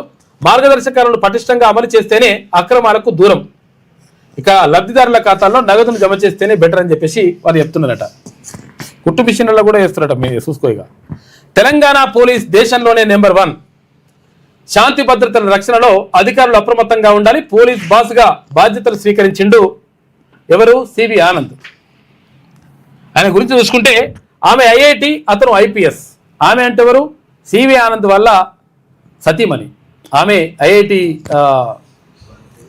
చదువుకున్నది, ఐఐటిలో. సివి ఆనంద్ దంపతుల అద్భుత ప్రయాణం. 21 ఏళ్లకే సివిల్స్ సాధించిండు సివి ఆనంద్. ఐపీఎస్ కొట్టేసిండు 21 సంవత్సరాలకే. 40 ఏళ్లకు ఐఐటి పిహెచ్డి పట్టా పొందిన లలిత ఆనంద్ వాళ్ళ భార్య 40 ఏళ్ల ఐఐటి నుంచి పిహెచ్డి పట్టా పొందింది. సివిల్ సర్వీస్లో టాప్ ర్యాంకు సాధించాలని లేదా ఐఐటిలో చదవాలని చాలా మంది కలలుగా అంటుంటారు. కానీ రెండూ సాధించిన జంట హైదరాబాద్లోనే ఉంది. వారు తెలంగాణ డీజీపీగా బాధ్యతలు స్వీకరించిన సివి ఆనంద్, ఆయన భార్య లలిత ఆనంద్. సివి ఆనంద్ డీజీపీగా ఉన్నత శిఖరాలకు చేరుకోగా ఆయన భార్య లలిత ఆనంద్ ఐఐటి పిహెచ్డి, తర్వాత ఐఎస్బి ప్రొఫెసర్గా ఎదిగి 57 ఏళ్ల వయసులో భరతనాట్యంలో ఇట్లా మొత్తం కూడా ఆమె సాధించుకుంటూ వెళ్ళిందంట. అయితే అసలు యాక్చువల్గా సివి ఆనంద్ క్రికెట్ మంచిగా ఆడతాడంట. ఆయన ఎప్పుడు స్కూల్లో కాలేజీలో ఉన్నప్పుడు మంచి క్రికెటర్. ఆయన ఇక్కడ నిజాం కాలేజీలో చదువుకున్నాడు, తర్వాత ఇక్కడ హైదరాబాద్ పబ్లిక్ స్కూల్లో చదువుకున్నాడు. ఇవంటి చదువుకున్నప్పుడు ఉస్మానియా యూనివర్సిటీలో ఇట్లా చదువుకున్నప్పుడు మంచి క్రికెటర్ ఆయన.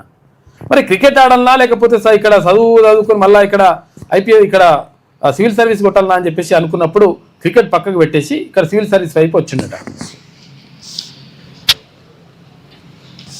క్రికెట్ నుంచి ఐపీఎస్ వరకు సివి ఆనంద్ పక్కా తెలంగాణ బిడ్డ. రంగారెడ్డి జిల్లాలో జన్మించాడు. చిన్నప్పుడే కుటుంబం హైదరాబాద్కు వచ్చింది. బేగంపేటలోని హైదరాబాద్ పబ్లిక్ స్కూల్లో సివి ఆనంద్ చదివారు. అయితే చదువులో మెరుగు, క్రికెట్పై మంచి పట్టు. నిజాం కాలేజీలో డిగ్రీ చదువుతూ హైదరాబాద్ క్రికెట్ టీం తరఫున ఆడిండు. ఇక ఉస్మానియా యూనివర్సిటీలో ఎంఏ ఎకనామిక్స్లో గోల్డ్ మెడల్ సాధించాడు.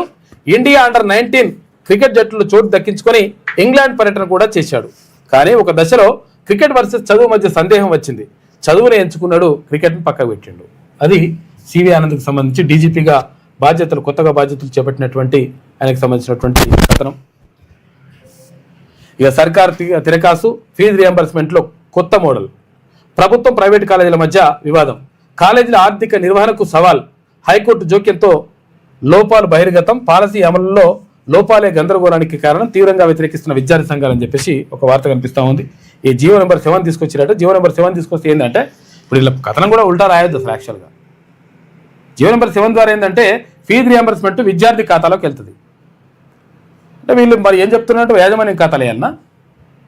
యాజమాన్యం ఖాతాలు వేసేస్తే యాజమాన్యం ఏమో మన దగ్గర పైసలు వసూలు చేస్తుండ్రు, వాడు మళ్ళీ ఫీజు రియంబర్స్మెంట్ తీసుకుంటుండ్రు. ఈ లంగ కథలు పడుతుండ్రు కొంతమంది లంగా కొడుకులు. మంచి పని చేసింది ప్రభుత్వం ఈ విషయాల్లో. ఆర్టీసీ సమ్మె కాలానికి వేతనం ఇస్తామని చెప్పేసి ముఖ్యమంత్రి చెప్పిండు. కేసుల ఎత్తివేతకు సీఎం రేవంత్ రెడ్డి ఆదేశం. పీఆర్సీ అంశాన్ని పరిష్కరిస్తాం. ఆర్టీసీ హక్కులను ప్రభుత్వం కాపాడుతుంది. ఆర్టీసీలో ఒక్క డ్రైవర్కును కూడా తగ్గించం.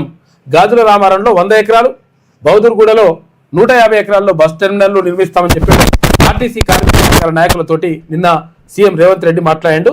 మ్యాక్సిమం అలా ఏవైతే డిమాండ్లు ఉన్నాయో ఆ డిమాండ్లు పరిష్కరించే ప్రయత్నం చేస్తామని ముఖ్యమంత్రి చెప్పాడు. వ్యాపారంలో ఎత్తిన గ్యాస్ బండ. వాణిజ్య సిలిండర్పై 993 రూపాయలు వడ్డన. హైదరాబాద్లో 3,314 రూపాయలు అయిందట సిలిండర్ ధర.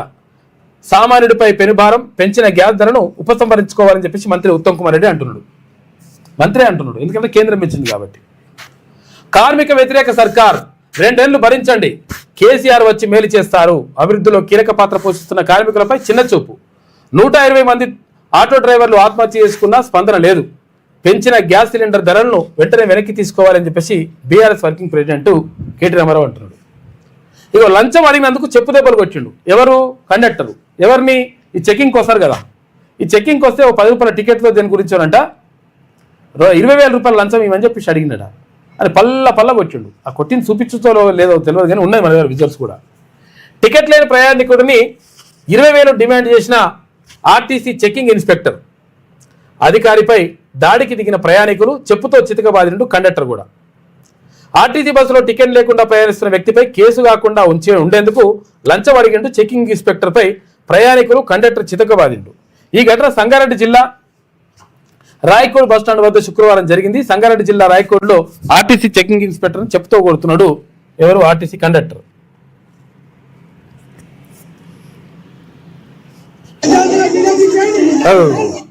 ఇవన్నీ మాకేమో చూపియోదనే రూల్ ఉంటుంది మాకు. చెప్తాను పల్ల పెట్టిండి కావు కొట్టొద్దురా నాయన, ఇది చూపించొద్దు మేము. అదో పరిచయం ఉంటుంది మాకు యూట్యూబ్ గైడ్ లైన్స్ ఉన్నాయి కొన్ని. ఇగో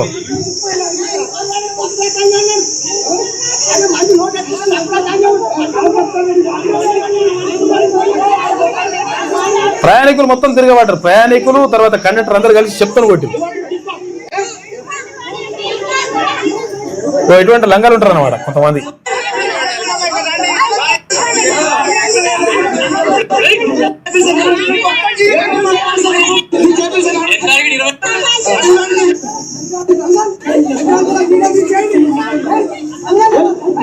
అట్లా పల్ల కొట్టిండు. వారికి సిగ్గు లేదు మరి, వాడు అట్లా అడుగుతారండి. ఇట్లా లంచం అడిగిండట, లంచం అడిగి తోకేనట్టు. ఇక తుమ్మిడిహెట్టు నుంచి ఎల్లంపల్లికి 4 ప్రతిపాదనలు. ఐఐటి, హైదరాబాద్ ఆర్వీ అసోసియేషన్స్ నిపుణులతో ప్రత్యామ్నాయ అలైన్మెంట్ పరిశీలన. ప్రాణహిత చేవెళ్ల పునరుద్ధరణకు చర్యలు. మహారాష్ట్రలో ముంపు తగ్గింపులకు ప్రత్యామ్నాయ మార్గాలు. ఇక ఎన్డీఎస్ఏ మార్గదర్శనం మేరకు మేడిగడ్డ, సుందిల్లా, అన్నారం, బరాదులకు మరమ్మతులు. ఆదిలాబాద్, రంగారెడ్డి జిల్లాలకు సాగునీరు. నీటిపారుదల శాఖ మంత్రి ఉత్తమ్ కుమార్ రెడ్డి చెప్తా ఉన్నాడు. రైతు కష్టం ఆవిరి అయిపోతుంది అని చెప్పేసి ఇక్కడ కేంద్ర మంత్రి బండి సంజయ్ అంటున్నాడు.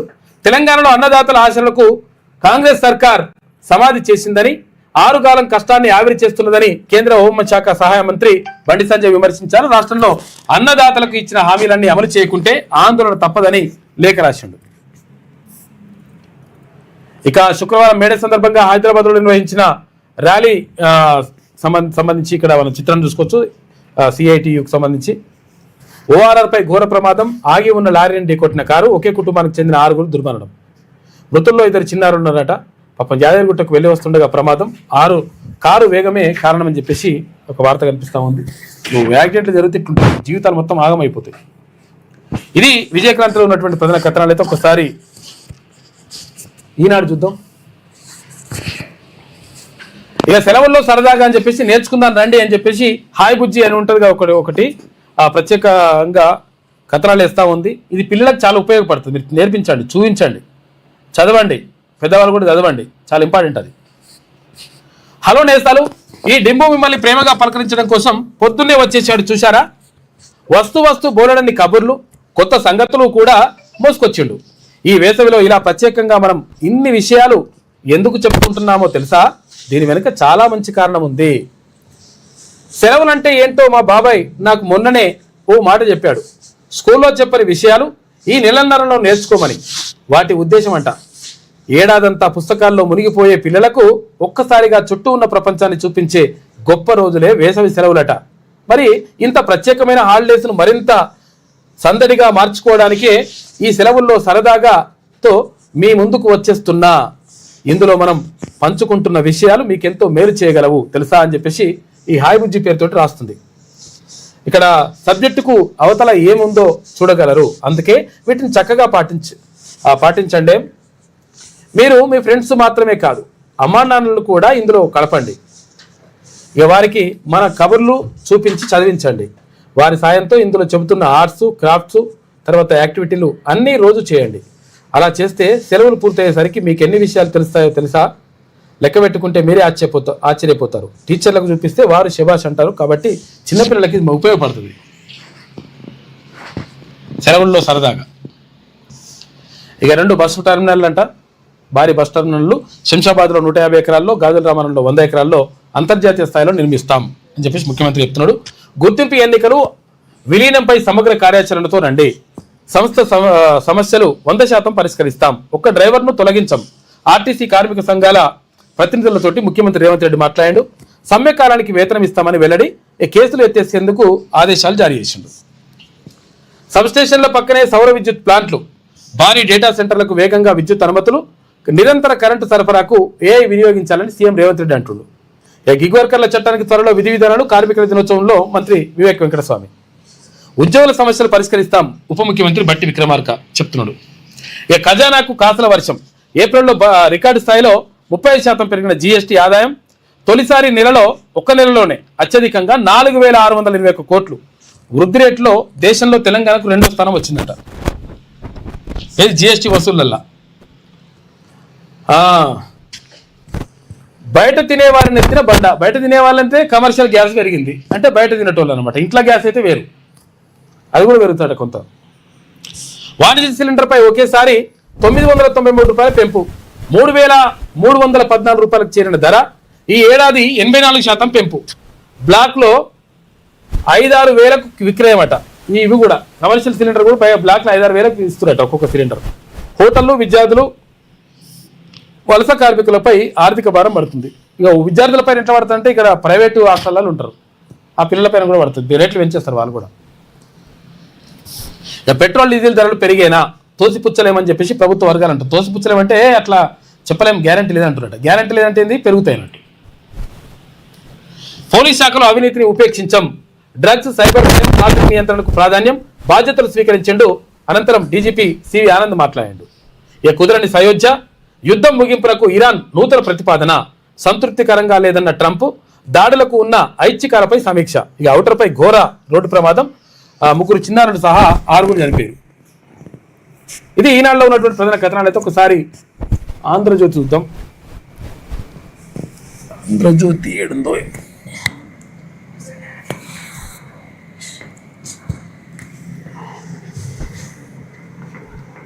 ఏమైనా ఆంధ్రజ్యోతి వచ్చింది ఏమన్నా?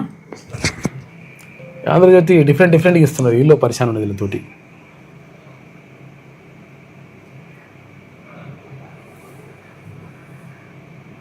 ఎంత ఆమా ఉన్నది కథ.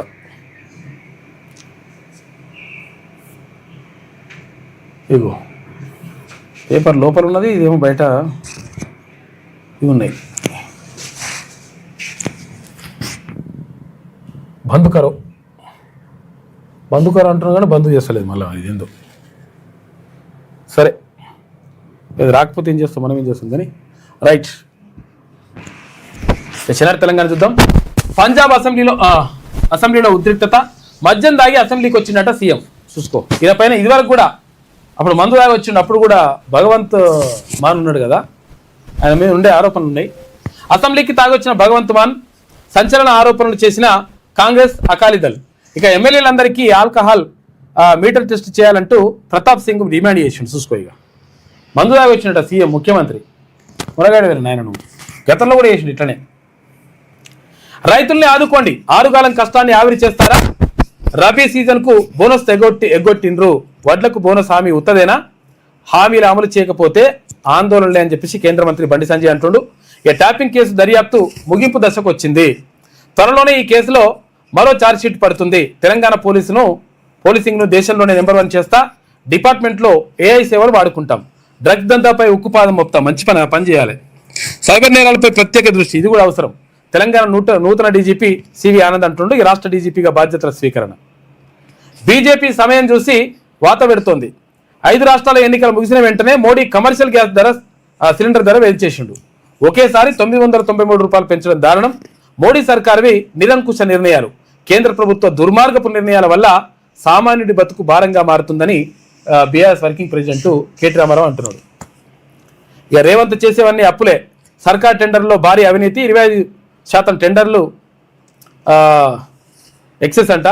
టెండర్లలో 10% మిబిలైజేషన్ అడ్వాన్సులు. అప్పుడు వ్యతిరేకించుండు, ఇప్పుడేమో ఇస్తుండు. ఒకే కంపెనీకి 15 ప్రాజెక్టులు దక్కబోతున్నాయి. రేవంత్ ఇవాళ ఉంటాడు, రేపు పోతాడు. అంతిమంగా భారం పడేది ప్రజలపైనే అని చెప్పేసి హరీష్ రావు అంటున్నాడు.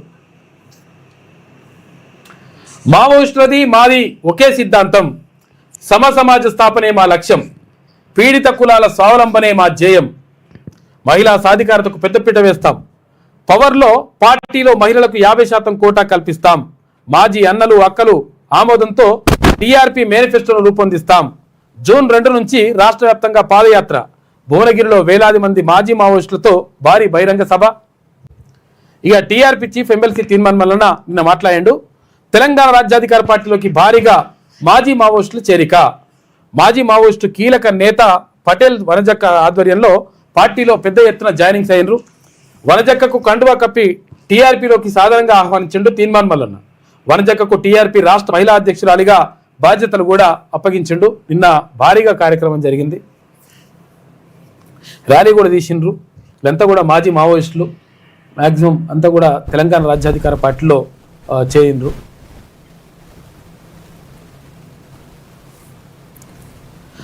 మావోయిస్టుల సిద్ధాంతమే తెలంగాణ రాజ్యాధికార పార్టీ సిద్ధాంతమని అంటే గతంలో కేసీఆర్ కూడా చెప్పిండు. కేసీఆర్ చెప్పి దేని కూడా అమలు చేయలేదు, అది వేరే విషయం. కానీ ఇప్పుడు తీర్మానం వలన 100% వాళ్ళ చేతనే ఏది మేనిఫెస్టో కూడా ఆమోదం చేపిస్తామని చెప్తా ఉన్నాడు. మావోయిస్టుల సిద్ధాంతమే తెలంగాణ రాజ్యాధికార పార్టీ సిద్ధాంతమని, వారి ఎజెండా తమ ఎజెండా ఒకటేనని టీఆర్పీ చీఫ్ ఎమ్మెల్సీ తీర్మానం వలన అన్నారు. సమాజ స్థాపనే మావోయిస్టుల లక్ష్యమని, తెలంగాణ రాజ్యాధికార పార్టీ కూడా అదే లక్ష్యంతో పనిచేస్తుందన్నారు. సమాజంలో సంపద అధికారమంతా అగ్ర ఆధిపత్య కులాల వద్దే పోగైందని, ఆ సంపద అధికారాన్ని వెనుకబడిన కులాలకు పంచాలన్నదే తమ అభిమతం అన్నారు. కులాల మధ్య అంతరాలు తగ్గించి సమాజంలో అన్ని కులాలు సాధికారత స్వావలంబనను సాధించగలిగితే మావోయిస్టుల సిద్ధాంతాలు అమలైనట్లేనన్నారు. తెలంగాణ రాజ్యాధికార పార్టీ ప్రస్తుతం ఆ దిశగానే పయనిస్తుందని చెప్పేసి నిన్న ఎమ్మెల్సీ తీర్మానం వలన చెప్పిండు తెలంగాణ రాజ్యాధికార పార్టీ అధ్యక్షుడు. కష్టజీవి కడుపు నిండాలి, అప్పుడే సంక్షేమ సమాజం సాధ్యమవుతుంది. ప్రతి కార్మికుడు గౌరవంగా బతకాలి, కార్మికుల స్వావలంబనే టీఆర్పీ ధ్యేయం. ఇక టీఆర్కేవి సభ్యత్వం పొందిన ప్రతి కార్మికుడికి 10 లక్షల రూపాయల ప్రమాద బీమా ఉంటుందని చెప్పేసి టీఆర్పీ చీఫ్ ఎమ్మెల్సీ తీర్మానం వలన ప్రకటించాడు. 10 లక్షల రూపాయల కార్మికులు సంఘం ఉంటుందిగా, ఏదైతే తెలంగాణ రాజ్యాధికార కార్మిక విభాగం ఏదైతే ఉందో దానికి సంబంధించిన అందులో చేరిన వాళ్లకు 10 లక్షల రూపాయల బీమా కూడా చేస్తామని చెప్తున్నాడు. నేను ముందే చెప్పా, 3 నెలల్లో 81% హైక్. కేంద్రం వసూలు చేస్తున్న ఎన్నికల బిల్లు చిరు వ్యాపారులపై తీవ్ర ప్రభావం, పరోక్షంగా సామాన్యుల వంటగదిపై భారం పడుతుందని చెప్పేసి ఇక్కడ ఎవరు రాహుల్ గాంధీ అంటున్నాడు. పెట్రోల్ డీజిల్ రేట్లు పెంచుతారు కాంగ్రెస్ అగ్రనేత రాహుల్ గాంధీ. పెంచుతారు నిజంగానే. జీఎస్టీ వసూలులో ఆల్ టైమ్ రికార్డు. ఏప్రిల్ నెలలో 2.43 లక్షల కోట్ల రూపాయలు వసూలైనవి. గత ఏడాది ఏప్రిల్ నెల కంటే 8.7% వృద్ధి రేటు నమోదైంది. జీఎస్టీ వసూళ్లలో మహారాష్ట్ర, కర్ణాటక, గుజరాత్లు టాప్లో ఉన్నాయట. మనం కూడా ఇక మాడుతున్న కడుపులు. ఎన్నికలు ముగిసినాయి, ధరలు పెరిగినాయి. ఆకాశాన్ని అంటిన గ్యాస్ ధరలు, కమర్షియల్ గ్యాస్ బాంబు అని చెప్పేసి ఒక వార్త కనిపిస్తుంది. 993 రూపాయలు పెట్టారు ఆయన. ఫుడ్ బిజినెస్ పై కోలుకోలేని దెబ్బ, సిలిండర్పై 993 రూపాయల పెంపు, చరిత్రలో ఎన్నడూ లేనంతగా ధరలు. హోటల్ వ్యాపారానికి గ్యాస్ కష్టాలు, మూతపడితే దిశగా చిన్న కర్రీ పాయింట్లు. ఇక సిలిండర్ సిగకు పెరగనున్న హోటల్ బిల్లులు, పరోక్షంగా సామాన్యుడి జేబులు చిల్లుపడుతున్నాయి. గ్యాస్ ధరలు భారానికి బాధ్యులెవరు? గ్యాస్ దొరక్క ధరలు భరించలేక భాగ్యనగరంలో మళ్ళీ కట్టెల పొయ్యి యుగం వస్తుందా అని చెప్పేసి అంటున్నారు. ఇక హైదరాబాద్ ఫుడ్ క్రైసిస్ మొదలైనట్టేనా అని చెప్పేసి ప్రత్యేక కథనం వేసింది శనార్థి తెలంగాణ దినపత్రిక. ఎన్నిసార్లు చెప్పాలి? పెండింగ్ చలాన్లు ఉంటే బండి సీజ్ చేయొద్దని అని చెప్పేసి హైకోర్టు అంటుంది. పెండింగ్ చలాన్లు ఉంటే బండి సీజ్ చేస్తామని చెప్పేసి పోలీసులు చెప్తారు కదా, చేయడానికి వీల్లేదని చెప్పేసి కోర్టు చెప్తుంది. ఒక ఆయన ఒకవేళ అట్లా చేస్తామని చెప్పేసి సీజ్ చేస్తామని తీసుకోలేరట. తీసుకోపోతే ఆయన మళ్ళీ కోర్టుకు పోయాడు. సార్ మీరు చెప్పినట్టు కూడా వింటలేరు, వీళ్ళు పోలీసులు పట్టించుకోవట్లేదని అన్నమాట. అంటే అట్టెట్లయితుంది ఆయన అందరు కూడా రండి, అసలు మీ కథ ఏంది, అసలు మీరు ఎట్లా సీజ్ చేస్తారు బండిని? డ్రంక్ అండ్ డ్రైవర్ దొరికినా కానీ బండి సీజ్ చేయదని చెప్తున్నారు. దాంతో ఒకవేళ ఎవరైతే తాగలేదో ఆ తాగలోళ్ళకి బండి ఇచ్చి నడిపియాలి, లేకపోతే వాళ్ళ బంధువులకు ఇచ్చి పంపించాలని చెప్తున్నారు. అట్లా అని చెప్పేసి చలన్లు అట్లే ఉంచుకోమని కాదు, తర్వాత తాగి బండి నడపమని కాదు ఉద్దేశం. అది కూడా గుర్తుపెట్టుకోవాలి. పెండింగ్ చలన్లు ఉంటే బండి సీజ్ చేయొద్దని మా ఆదేశాలను పట్టించుకోరా? పెండింగ్ చలన్ల పేరుతో వాహనాలు సీజ్ చేయడంపై హైకోర్టు ఆగ్రహం వ్యక్తం చేసింది. గత ఆదేశాలను పాటించకపోవడంపై మండిపాటు. హోం సెక్రటరీ, డీజీపీ, రవాణా శాఖ కమిషనర్లకు నోటీసులు పంపించింది. తెలంగాణ రాజ్యాధికార పార్టీలో భారీగా చేరికలు కొనసాగుతూ ఉన్నాయి. మొత్తం కూడా మావోయిస్టులది మాది ఒకే సిద్ధాంతం అని చెప్పేసి ఇక్కడ తిన్మన్మలని అంటా ఉన్నాడు. బీసీల పరిస్థితి చూస్తే బాధేస్తుంది అని చెప్పేసి వనజక్క అంటుంది. తెలంగాణలో బీసీల పరిస్థితి చూస్తే బాధేస్తుందని మాజీ మావోయిస్టు పార్టీ నాయకురాలు, టీఆర్పీ రాష్ట్ర మహిళా అధ్యక్షురాలు వనజక్క అన్నారు. వనజక్క టీఆర్పీ పార్టీలో జాయిన్ అయిన సందర్భంగా మాట్లాడారు. అయితే దేశం, రాష్ట్రంలో ప్రస్తుత పరిస్థితులు చూస్తుంటే ఆందోళనకరంగా ఉందన్నారు. సమాజంలో కుక్కలు, నక్కలు, చెట్లకు అన్నిటికీ లెక్కలున్నాయన్నారు. కానీ బీసీలకంటూ ఒక లెక్క కానీ పత్రం కానీ లేదని ఆమె ఆవేదన వ్యక్తం చేశారు. దేశానికి స్వాతంత్రం వచ్చే 78 ఏళ్లు కావస్తుందని, ఎన్నో పార్టీలు బీసీ కులాల పేరుతో రాజకీయ దందా చేశాయే తప్ప వారి అభ్యున్నతి కోసం ఈనాడు పాటుపడిన సందర్భాలు లేవన్నారు. టీఆర్పీ చీఫ్ మల్లన్న వారందరికీ భిన్నంగా బీసీ వర్గాల కోసం పార్టీ పెట్టి పోరాటం చేసేందుకు ముందుకు రావడం చాలా గొప్ప విషయం అన్నారు. ఇట్లా తెలంగాణ రాజ్యాధికార పార్టీకి సంబంధించి నిన్న ఆ కార్యక్రమానికి సంబంధించి మాట్లాడారు. నిన్న కార్యక్రమానికి సంబంధించి ఇవన్నీ కూడా చిత్రాలు చూసుకోవచ్చు. మాజీ మావోయిస్టులు కొన్ని వందలాది మంది వచ్చి తెలంగాణ రాజ్యాధికార పార్టీలో చేరిండ్రు. నిన్న ఇక్కడ వనజక్క అందరు కూడా చేరిండ్రు, అక్కలు, అన్నలు.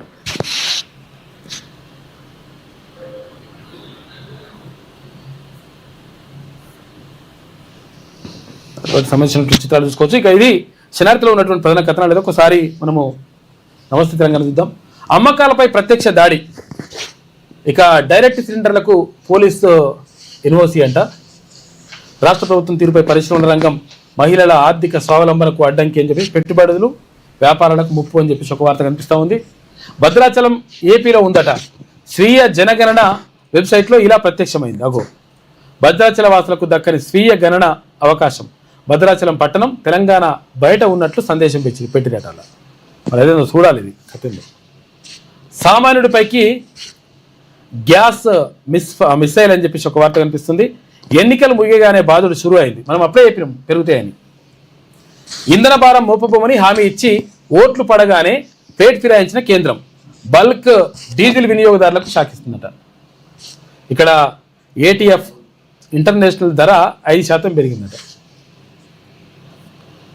ఇక హజ్ యాత్రికులపై ఏటీఎఫ్ పిడుగు. ఒక్కో యాత్రికుడి నుంచి అదనంగా 10,000 రూపాయలు వసూలు చేస్తారట.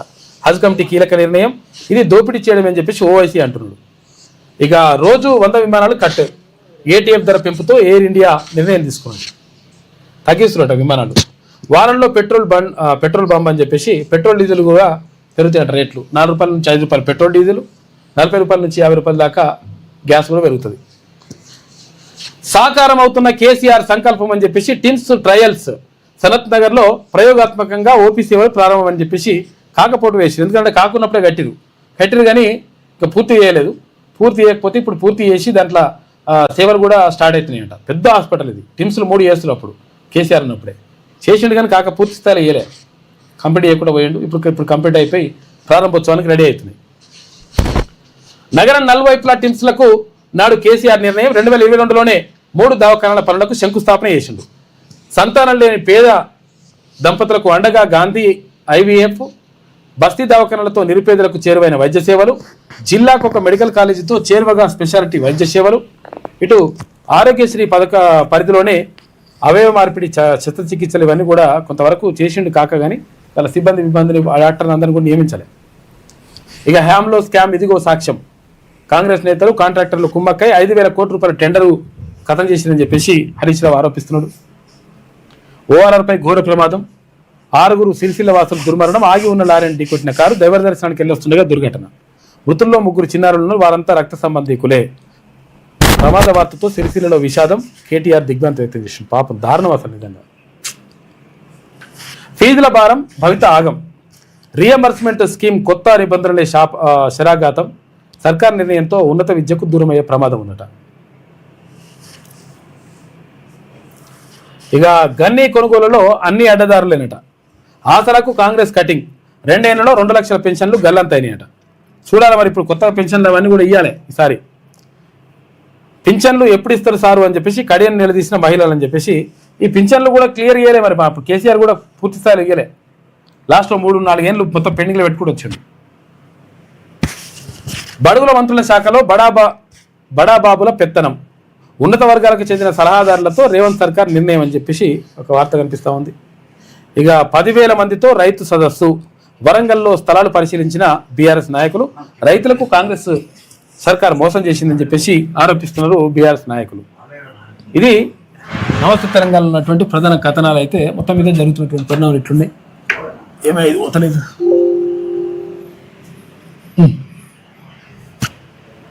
ఏదో వస్తుంది. ఏడా క్యాన్సల్, రైట్ క్యాన్సల్, మళ్ళీ క్యాన్సలా? అయితే జరుగుతూ ఉంది. ఏది ఏమైనప్పటికీ మొత్తం మీద గ్యాస్ ధరలు మాత్రం పెరిగిపోయినాయి. ఈ పెరిగిపోయినటువంటి ధరలతోటి సామాన్యుడి పైన భారం పడేటువంటి పరిస్థితులు మాత్రం స్పష్టంగా కనిపిస్తున్నాయి. కాబట్టి ఈ గ్యాస్ ధరలు ఇప్పుడు ఇంకా కమర్షియల్ గ్యాస్ ధర పెరిగినాయి, ఇప్పుడు డొమెస్టిక్ కూడా పెరుగుతుంది. ఆ తర్వాత పెట్రోల్ డీజిల్ ధరలు కూడా పెరిగేటువంటి అవకాశం కనిపిస్తూ ఉంది. ఇది పరిస్థితి. మొత్తం మీద జరుగుతున్నటువంటి పరిణామాలు ఇట్లున్నాయి. వాళ్ళ తెలంగాణ రాష్ట్రంలో తెలంగాణ రాజ్యాధికార పార్టీలోకి మాజీ మావోయిస్టు పార్టీ నేతలు, దళ కమాండర్లు, సభ్యులు, వివిధ కమిటీల స్థాయిలో పనిచేసినటువంటి మహిళా సోదరిమణులందరూ వాళ్ళ తెలంగాణ రాష్ట్రంలో తెలంగాణ రాజ్యాధికార పార్టీలోకి మాజీ మావోయిస్టు పార్టీ నేతలు, దళ కమాండర్లు, సభ్యులు, వివిధ కమిటీల స్థాయిలో పనిచేసినటువంటి మహిళా సోదరిమణులందరూ కూడా నిన్న బషీర్బాగ్ ప్రెస్ క్లబ్ సాక్షిగా తెలంగాణ రాజ్యాధికార పార్టీలో చేరడం జరిగింది. పటేల్ వనజక్క నేతృత్వంలో చేరినటువంటి వాళ్ళందరికీ కూడా తెలంగాణ రాజ్యాధికార పార్టీ స్వాగతం పలుకుతూ ఉంది. వచ్చిన వాళ్ళందరికీ కూడా మరొకసారి ధన్యవాదాలు తెలియజేస్తూ ఉంది. అయితే నేను ఇక్కడ కొన్ని విషయాలు చెప్పాలి.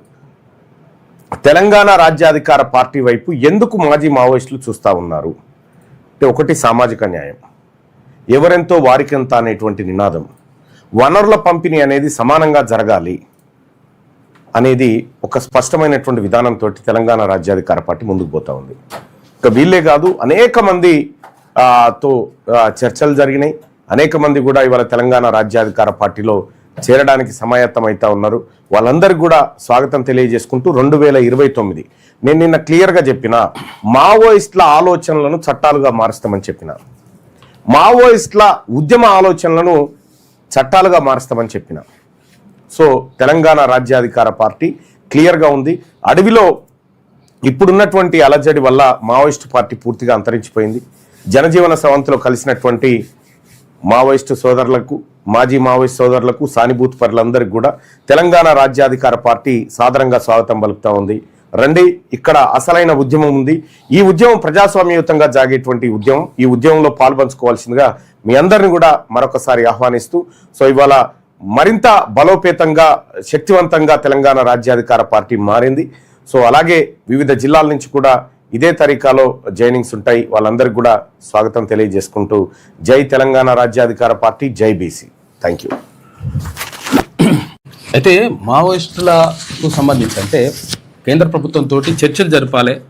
కేంద్ర ప్రభుత్వం మావోయిస్టులతో చర్చలు జరిపిన తర్వాత ఒక నిర్ణయం తీసుకోవాలని చెప్పేసి మావోయిస్టులు మరి పదే కోరిండ్రు. ఏదేమైనప్పటికీ సరే, చర్చలు జరపకుండానే మొత్తం మీద మావోయిస్టులు రహితంగా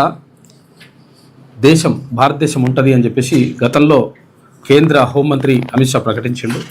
అదే విధానంలో కొనసాగిన తర్వాత ఇక్కడ ఆపరేషన్ కగార్ పేరుతోటి మొత్తం కూడా ఎక్కడికక్కడ కొన్ని లొంగుబాట్లు, కొన్ని ఎన్కౌంటర్లు ఇవన్నీ కూడా జరిగినాయి. అయితే ఎప్పుడైనా కానీ ఒక ఉద్యమాన్ని లేకపోతే ఒక భావజాలాన్ని రూపుమాపాలంటే, లేకపోతే అది లేకుండా ఉండాలంటే, ఆ ఉద్యమానికి కారణమైనటువంటి, ఆ భావజాలానికి కారణమైనటువంటి ఏవైతే కారణాలు ఉంటాయో ఆ కారణాలని వాళ్ళతో తెలుసుకొని వాటిని పరిష్కరించే ప్రయత్నం చేస్తే డెఫినెట్గా ఇవన్నీ కూడా వెళ్ళిపోతాయి. వాళ్ళు ఏ ఉద్దేశంతో అయితే ఆ పార్టీలో చేరినరో, ఆ భావజాలంతో ముందుకెళ్ళినరో, ఆ భావజాలాన్ని అంటే ఇప్పుడు ఏదైతే మేము సమసమాజం కావాలని, లేకపోతే ఇక్కడ రకరకాలుగా కొన్ని విషయాలు ఏవైతే వాళ్ళు ప్రధానంగా డిమాండ్ పెట్టినరో ఆ డిమాండ్లకు సంబంధించి ఏవైతే సాధ్యమైన వాటిని పరిష్కరించుకుంటూ పోతే డెఫినెట్గా ఆటోమేటిక్గా ఆ భావజాలమే ఉండదు, తర్వాత ఆ ఉద్యమాలన్నింటి కూడా ఆటోమేటిక్గా చల్లారిపోతాయి. కాబట్టి వాళ్ళ ఏదైతే ఆకాంక్షలు ఉన్నాయో ఆ ఆకాంక్షలు ప్రజలకు అనుగుణమైతే 100% వాటిని ఇంప్లిమెంట్ చేస్తామని చెప్పేసి తెలంగాణ రాజ్యాధికార పార్టీ అధ్యక్షుడు తీన్మార్ మల్లన్న చెప్పిండు. అయితే మావోయిస్టులు పాలన చేస్తే ఎట్లుంటుందో చూపిస్తామని చెప్పేసి యాక్చువల్గా మావోయిస్టులు ప్రజాస్వామ్యయుతంగా వెళ్ళడానికి వ్యతిరేకంగా ఉంటారనేది గతంలో చర్చ జరిగేది. కాకపోతే ఇప్పుడు తూటాలు విడిచి ఓటు వైపు వెళ్ళాల్సినటువంటి పరిస్థితి ఉన్నది. కాబట్టి ఓటే కరెక్ట్గా ఉంటుంది. ఎందుకంటే ప్రజాస్వామ్య రాజ్యంలో, ప్రజాస్వామ్య దేశంలో మనము ప్రజలు ఏదనుకుంటే దానికి అనుగుణంగా పరిపాలన చేస్తే, లేకపోతే వాళ్ళ అభిప్రాయాలని లేకపోతే ఆకాంక్షలని ఇంప్లిమెంట్ చేస్తే ఆటోమేటిక్గా మంచి పరిపాలన జరుగుతుంది. కాబట్టి ప్రజాస్వామ్యయుతంగా వచ్చినటువంటి మాజీ మావోయిస్టులందరికీ కూడా స్వాగతం చెప్పిండు తీన్మార్ మల్లన్న. అయితే మావోయిస్టుల పరిపాలన ఎట్లుంటుంది? ఒకటే ఆరా, పోలీసులు ఆరా ఓదిక్కు, ప్రభుత్వం ఆరా ఓదిక్కు, మీడియా వల్ల ఆరా ఓదిక్కు. ఏంది ఇట్లా మాది అడవిలో తిరగాల్సిన వాళ్ళంతా బషీర్బాగ్ ప్రెస్ క్లబ్ కాడికి వస్తా ఉన్నారంటే ఎవరు వీళ్ళంతా? ఎందుకు వీళ్ళంతా ఒకటైనారు? ఈ దళ సభ్యురాలు ఎవరైనా ఆలోచించి స్టార్ట్ చేసి మెల్లగా దళ నాయకురాలు ఎవరైనా ఏందన్నా ఇది? ఆ వాళ్ళు ఫోన్ చేస్తా ఉన్నారు, ఈ పోలీసు వాళ్ళు ఫోన్ చేస్తా ఉన్నారు, బయట మస్తు కార్లు పెట్టుకుని ఉన్నారు పోలీసు వాళ్ళు. అంటే నేను చూసే వాళ్ళ గొంతు రికార్డులలో పోలీసులే ప్రజాశక్తులను ఎన్కౌంటర్ చేసి హింసలకు గురి చేసినటువంటి పోలీసులే ఇవాళ మన సభ సజావుగా జరగడానికి కావలి కూర్చున్నారా అంటే ఇది ప్రజాస్వామ్యానికి ఉన్నటువంటి బలం అనేటువంటి విషయాన్ని గుర్తించండి. ఇవాళ నేను పార్టీ పెట్టిన కొత్తలోనే ఒక మాట చెప్పిన, వనజక్క ఆ రోజు సాక్ష్యం, ఇక్కడ ఉన్నటువంటి మా దేవల సమ్మయ్య గారు వీళ్ళందరూ కూడా సాక్ష్యం. రేపటి తెలంగాణ రాజ్యాధికార పార్టీ తన ఎన్నికల మేనిఫెస్టోను మాజీ మావోయిస్టులకు ఇచ్చి ఆమోదింపజేసుకున్న తర్వాతనే ప్రజాక్షేత్రంలో తీసుకుపోవడం చెప్పారు. ఇది దమ్ముందా? ఈ మాట చెప్పడానికి ఏ రాజకీయ పార్టీ కన్నా దమ్ముందా? ఎవరైనా చెప్పగలుగుతారా? నెవర్. ఎందుకు చెప్పలేరంటే వాళ్ళ వ్యాపార దుక్కోణాలు, మా ఏవో ప్రజా దుక్కోణాలు. ఇలా మావోయిస్టుల సిద్ధాంతమే మా సిద్ధాంతం అని చెప్పినటువంటి కల్వకుంట్ల చంద్రశేఖరరావు గారు, నేను ఇవాళ వివరణ ఇస్తా ఉన్నా. ఆ రోజు తీన్మార్ మల్లన్న భారతీయ జనతా పార్టీకి పోయిందంటే ఆ రోజు నా హత్యకు కుట్ర చేసిరా లేదా ఒకసారి అడగండి. ఆ రోజు నా హత్యకు ఇదే బీఆర్ఎస్ పార్టీ నాయకులు కుట్ర చేస్తే నేను రక్షించుకొని మళ్ళీ తిరిగి వచ్చి ఈ వ్యవస్థను తయారు చేయగలిగిన. ఒకవేళ నేనే కనుక ఏమరపాటుగా ఉంటే ఏం జరిగేదో మీ అందరికీ తెలుసు. ఆ రోజు నేను సర్వైవ్ అయి అడవిలో అన్న కూడా సర్వైవ్ అయ్యి ఎట్లయితే తిరిగి ఉద్యమాన్ని నిర్మించాలనుకుంటాడో నేను చేసినటువంటి పోరాటం కూడా అదే. ఇవాళ తెలంగాణ రాజ్యాధికార పార్టీ ఇక్కడి వరకు వచ్చి ఏ రాజకీయ పార్టీ అయినా ప్రజాస్వామ్యయుతంగా మావోయిస్టు సోదరులను, మాజీ మావోయిస్టులను అసెంబ్లీకి తోలుకపోవాలి, వాళ్ళని కూడా వాళ్ళ వాదన రికార్డులకు ఎక్కాలి, వాళ్ళ వాదన చట్టాలుగా మారాలి, వాళ్ళ ఆశయం, వాళ్ళ గొంతు రికార్డులలో చట్టాలై ప్రజలకు అందాలనేటువంటి ఉద్దేశంతో ఆలోచించిన ఏకైక పార్టీ తెలంగాణ రాజ్యాధికార. ఇలా ఆ కార్యక్రమానికి మొత్తం మీద మావోయిస్టుల అంటే అసలు యాక్చువల్గా పూర్తిగా మావోయిస్ట్ ఎజెండాతో పాటు తర్వాత ఇంకోటి ఏంటంటే ఇక్కడ ప్రజల ఆకాంక్షలు, ప్రజల ఆశయాలు, వీటన్నిటికి సంబంధించి ప్రత్యేకంగా మేనిఫెస్టో పెట్టుకొని దానికి మాజీ మావోయిస్టుల ఆమోదంతో మాజీ మావోయిస్టులు ఎందుకంటే జనజీవన స్రవంతిలోకి వచ్చిన వాళ్ళు ప్రజాస్వామ్యయుతంగా వాళ్ళు బతకాలనుకుంటున్నారు, ప్రజాస్వామ్యయుతంగా పోరాటం చేయాలనుకుంటారు. కాబట్టి వాళ్ళందరికీ ఆహ్వానించిండు తీన్మార్ మల్లన్న. ఇది నిన్న జరిగినటువంటి కార్యక్రమం, మేడే రోజు. ఇక దారుణంగా ఉంది పరిస్థితి. మొత్తం కమర్షియల్ సిలిండర్ల ధర ఏదైతే ఉంటుందో 993 రూపాయలు, అంటే 7 రూపాయలు తక్కువ 1000 రూపాయలు పెంచారు. మనం అప్పుడే చెప్పినాం ఈ యుద్ధం నడుస్తూ ఉంది. తర్వాత ఇక్కడ 4 రాష్ట్రాల ఎన్నికలు, ఒక కేంద్రపాలిత ప్రాంతంలో అసెంబ్లీ ఎన్నికలు జరుగుతున్నాయి. ఈ నేపథ్యంలోనే రేట్లు పెంచుతలేరు. గ్యారంటీగా కేంద్ర ప్రభుత్వం ఈ రేట్లు పెంచుతుంది అని చెప్పేసి మనం గతంలోనే చెప్పినాం. ఈ రేట్లే కాదు, డొమెస్టిక్ అంటే ఇక్కడ గృహ అవసరాలకు వినియోగించేటువంటి సిలిండర్ల ధరలు కూడా పెరిగేటువంటి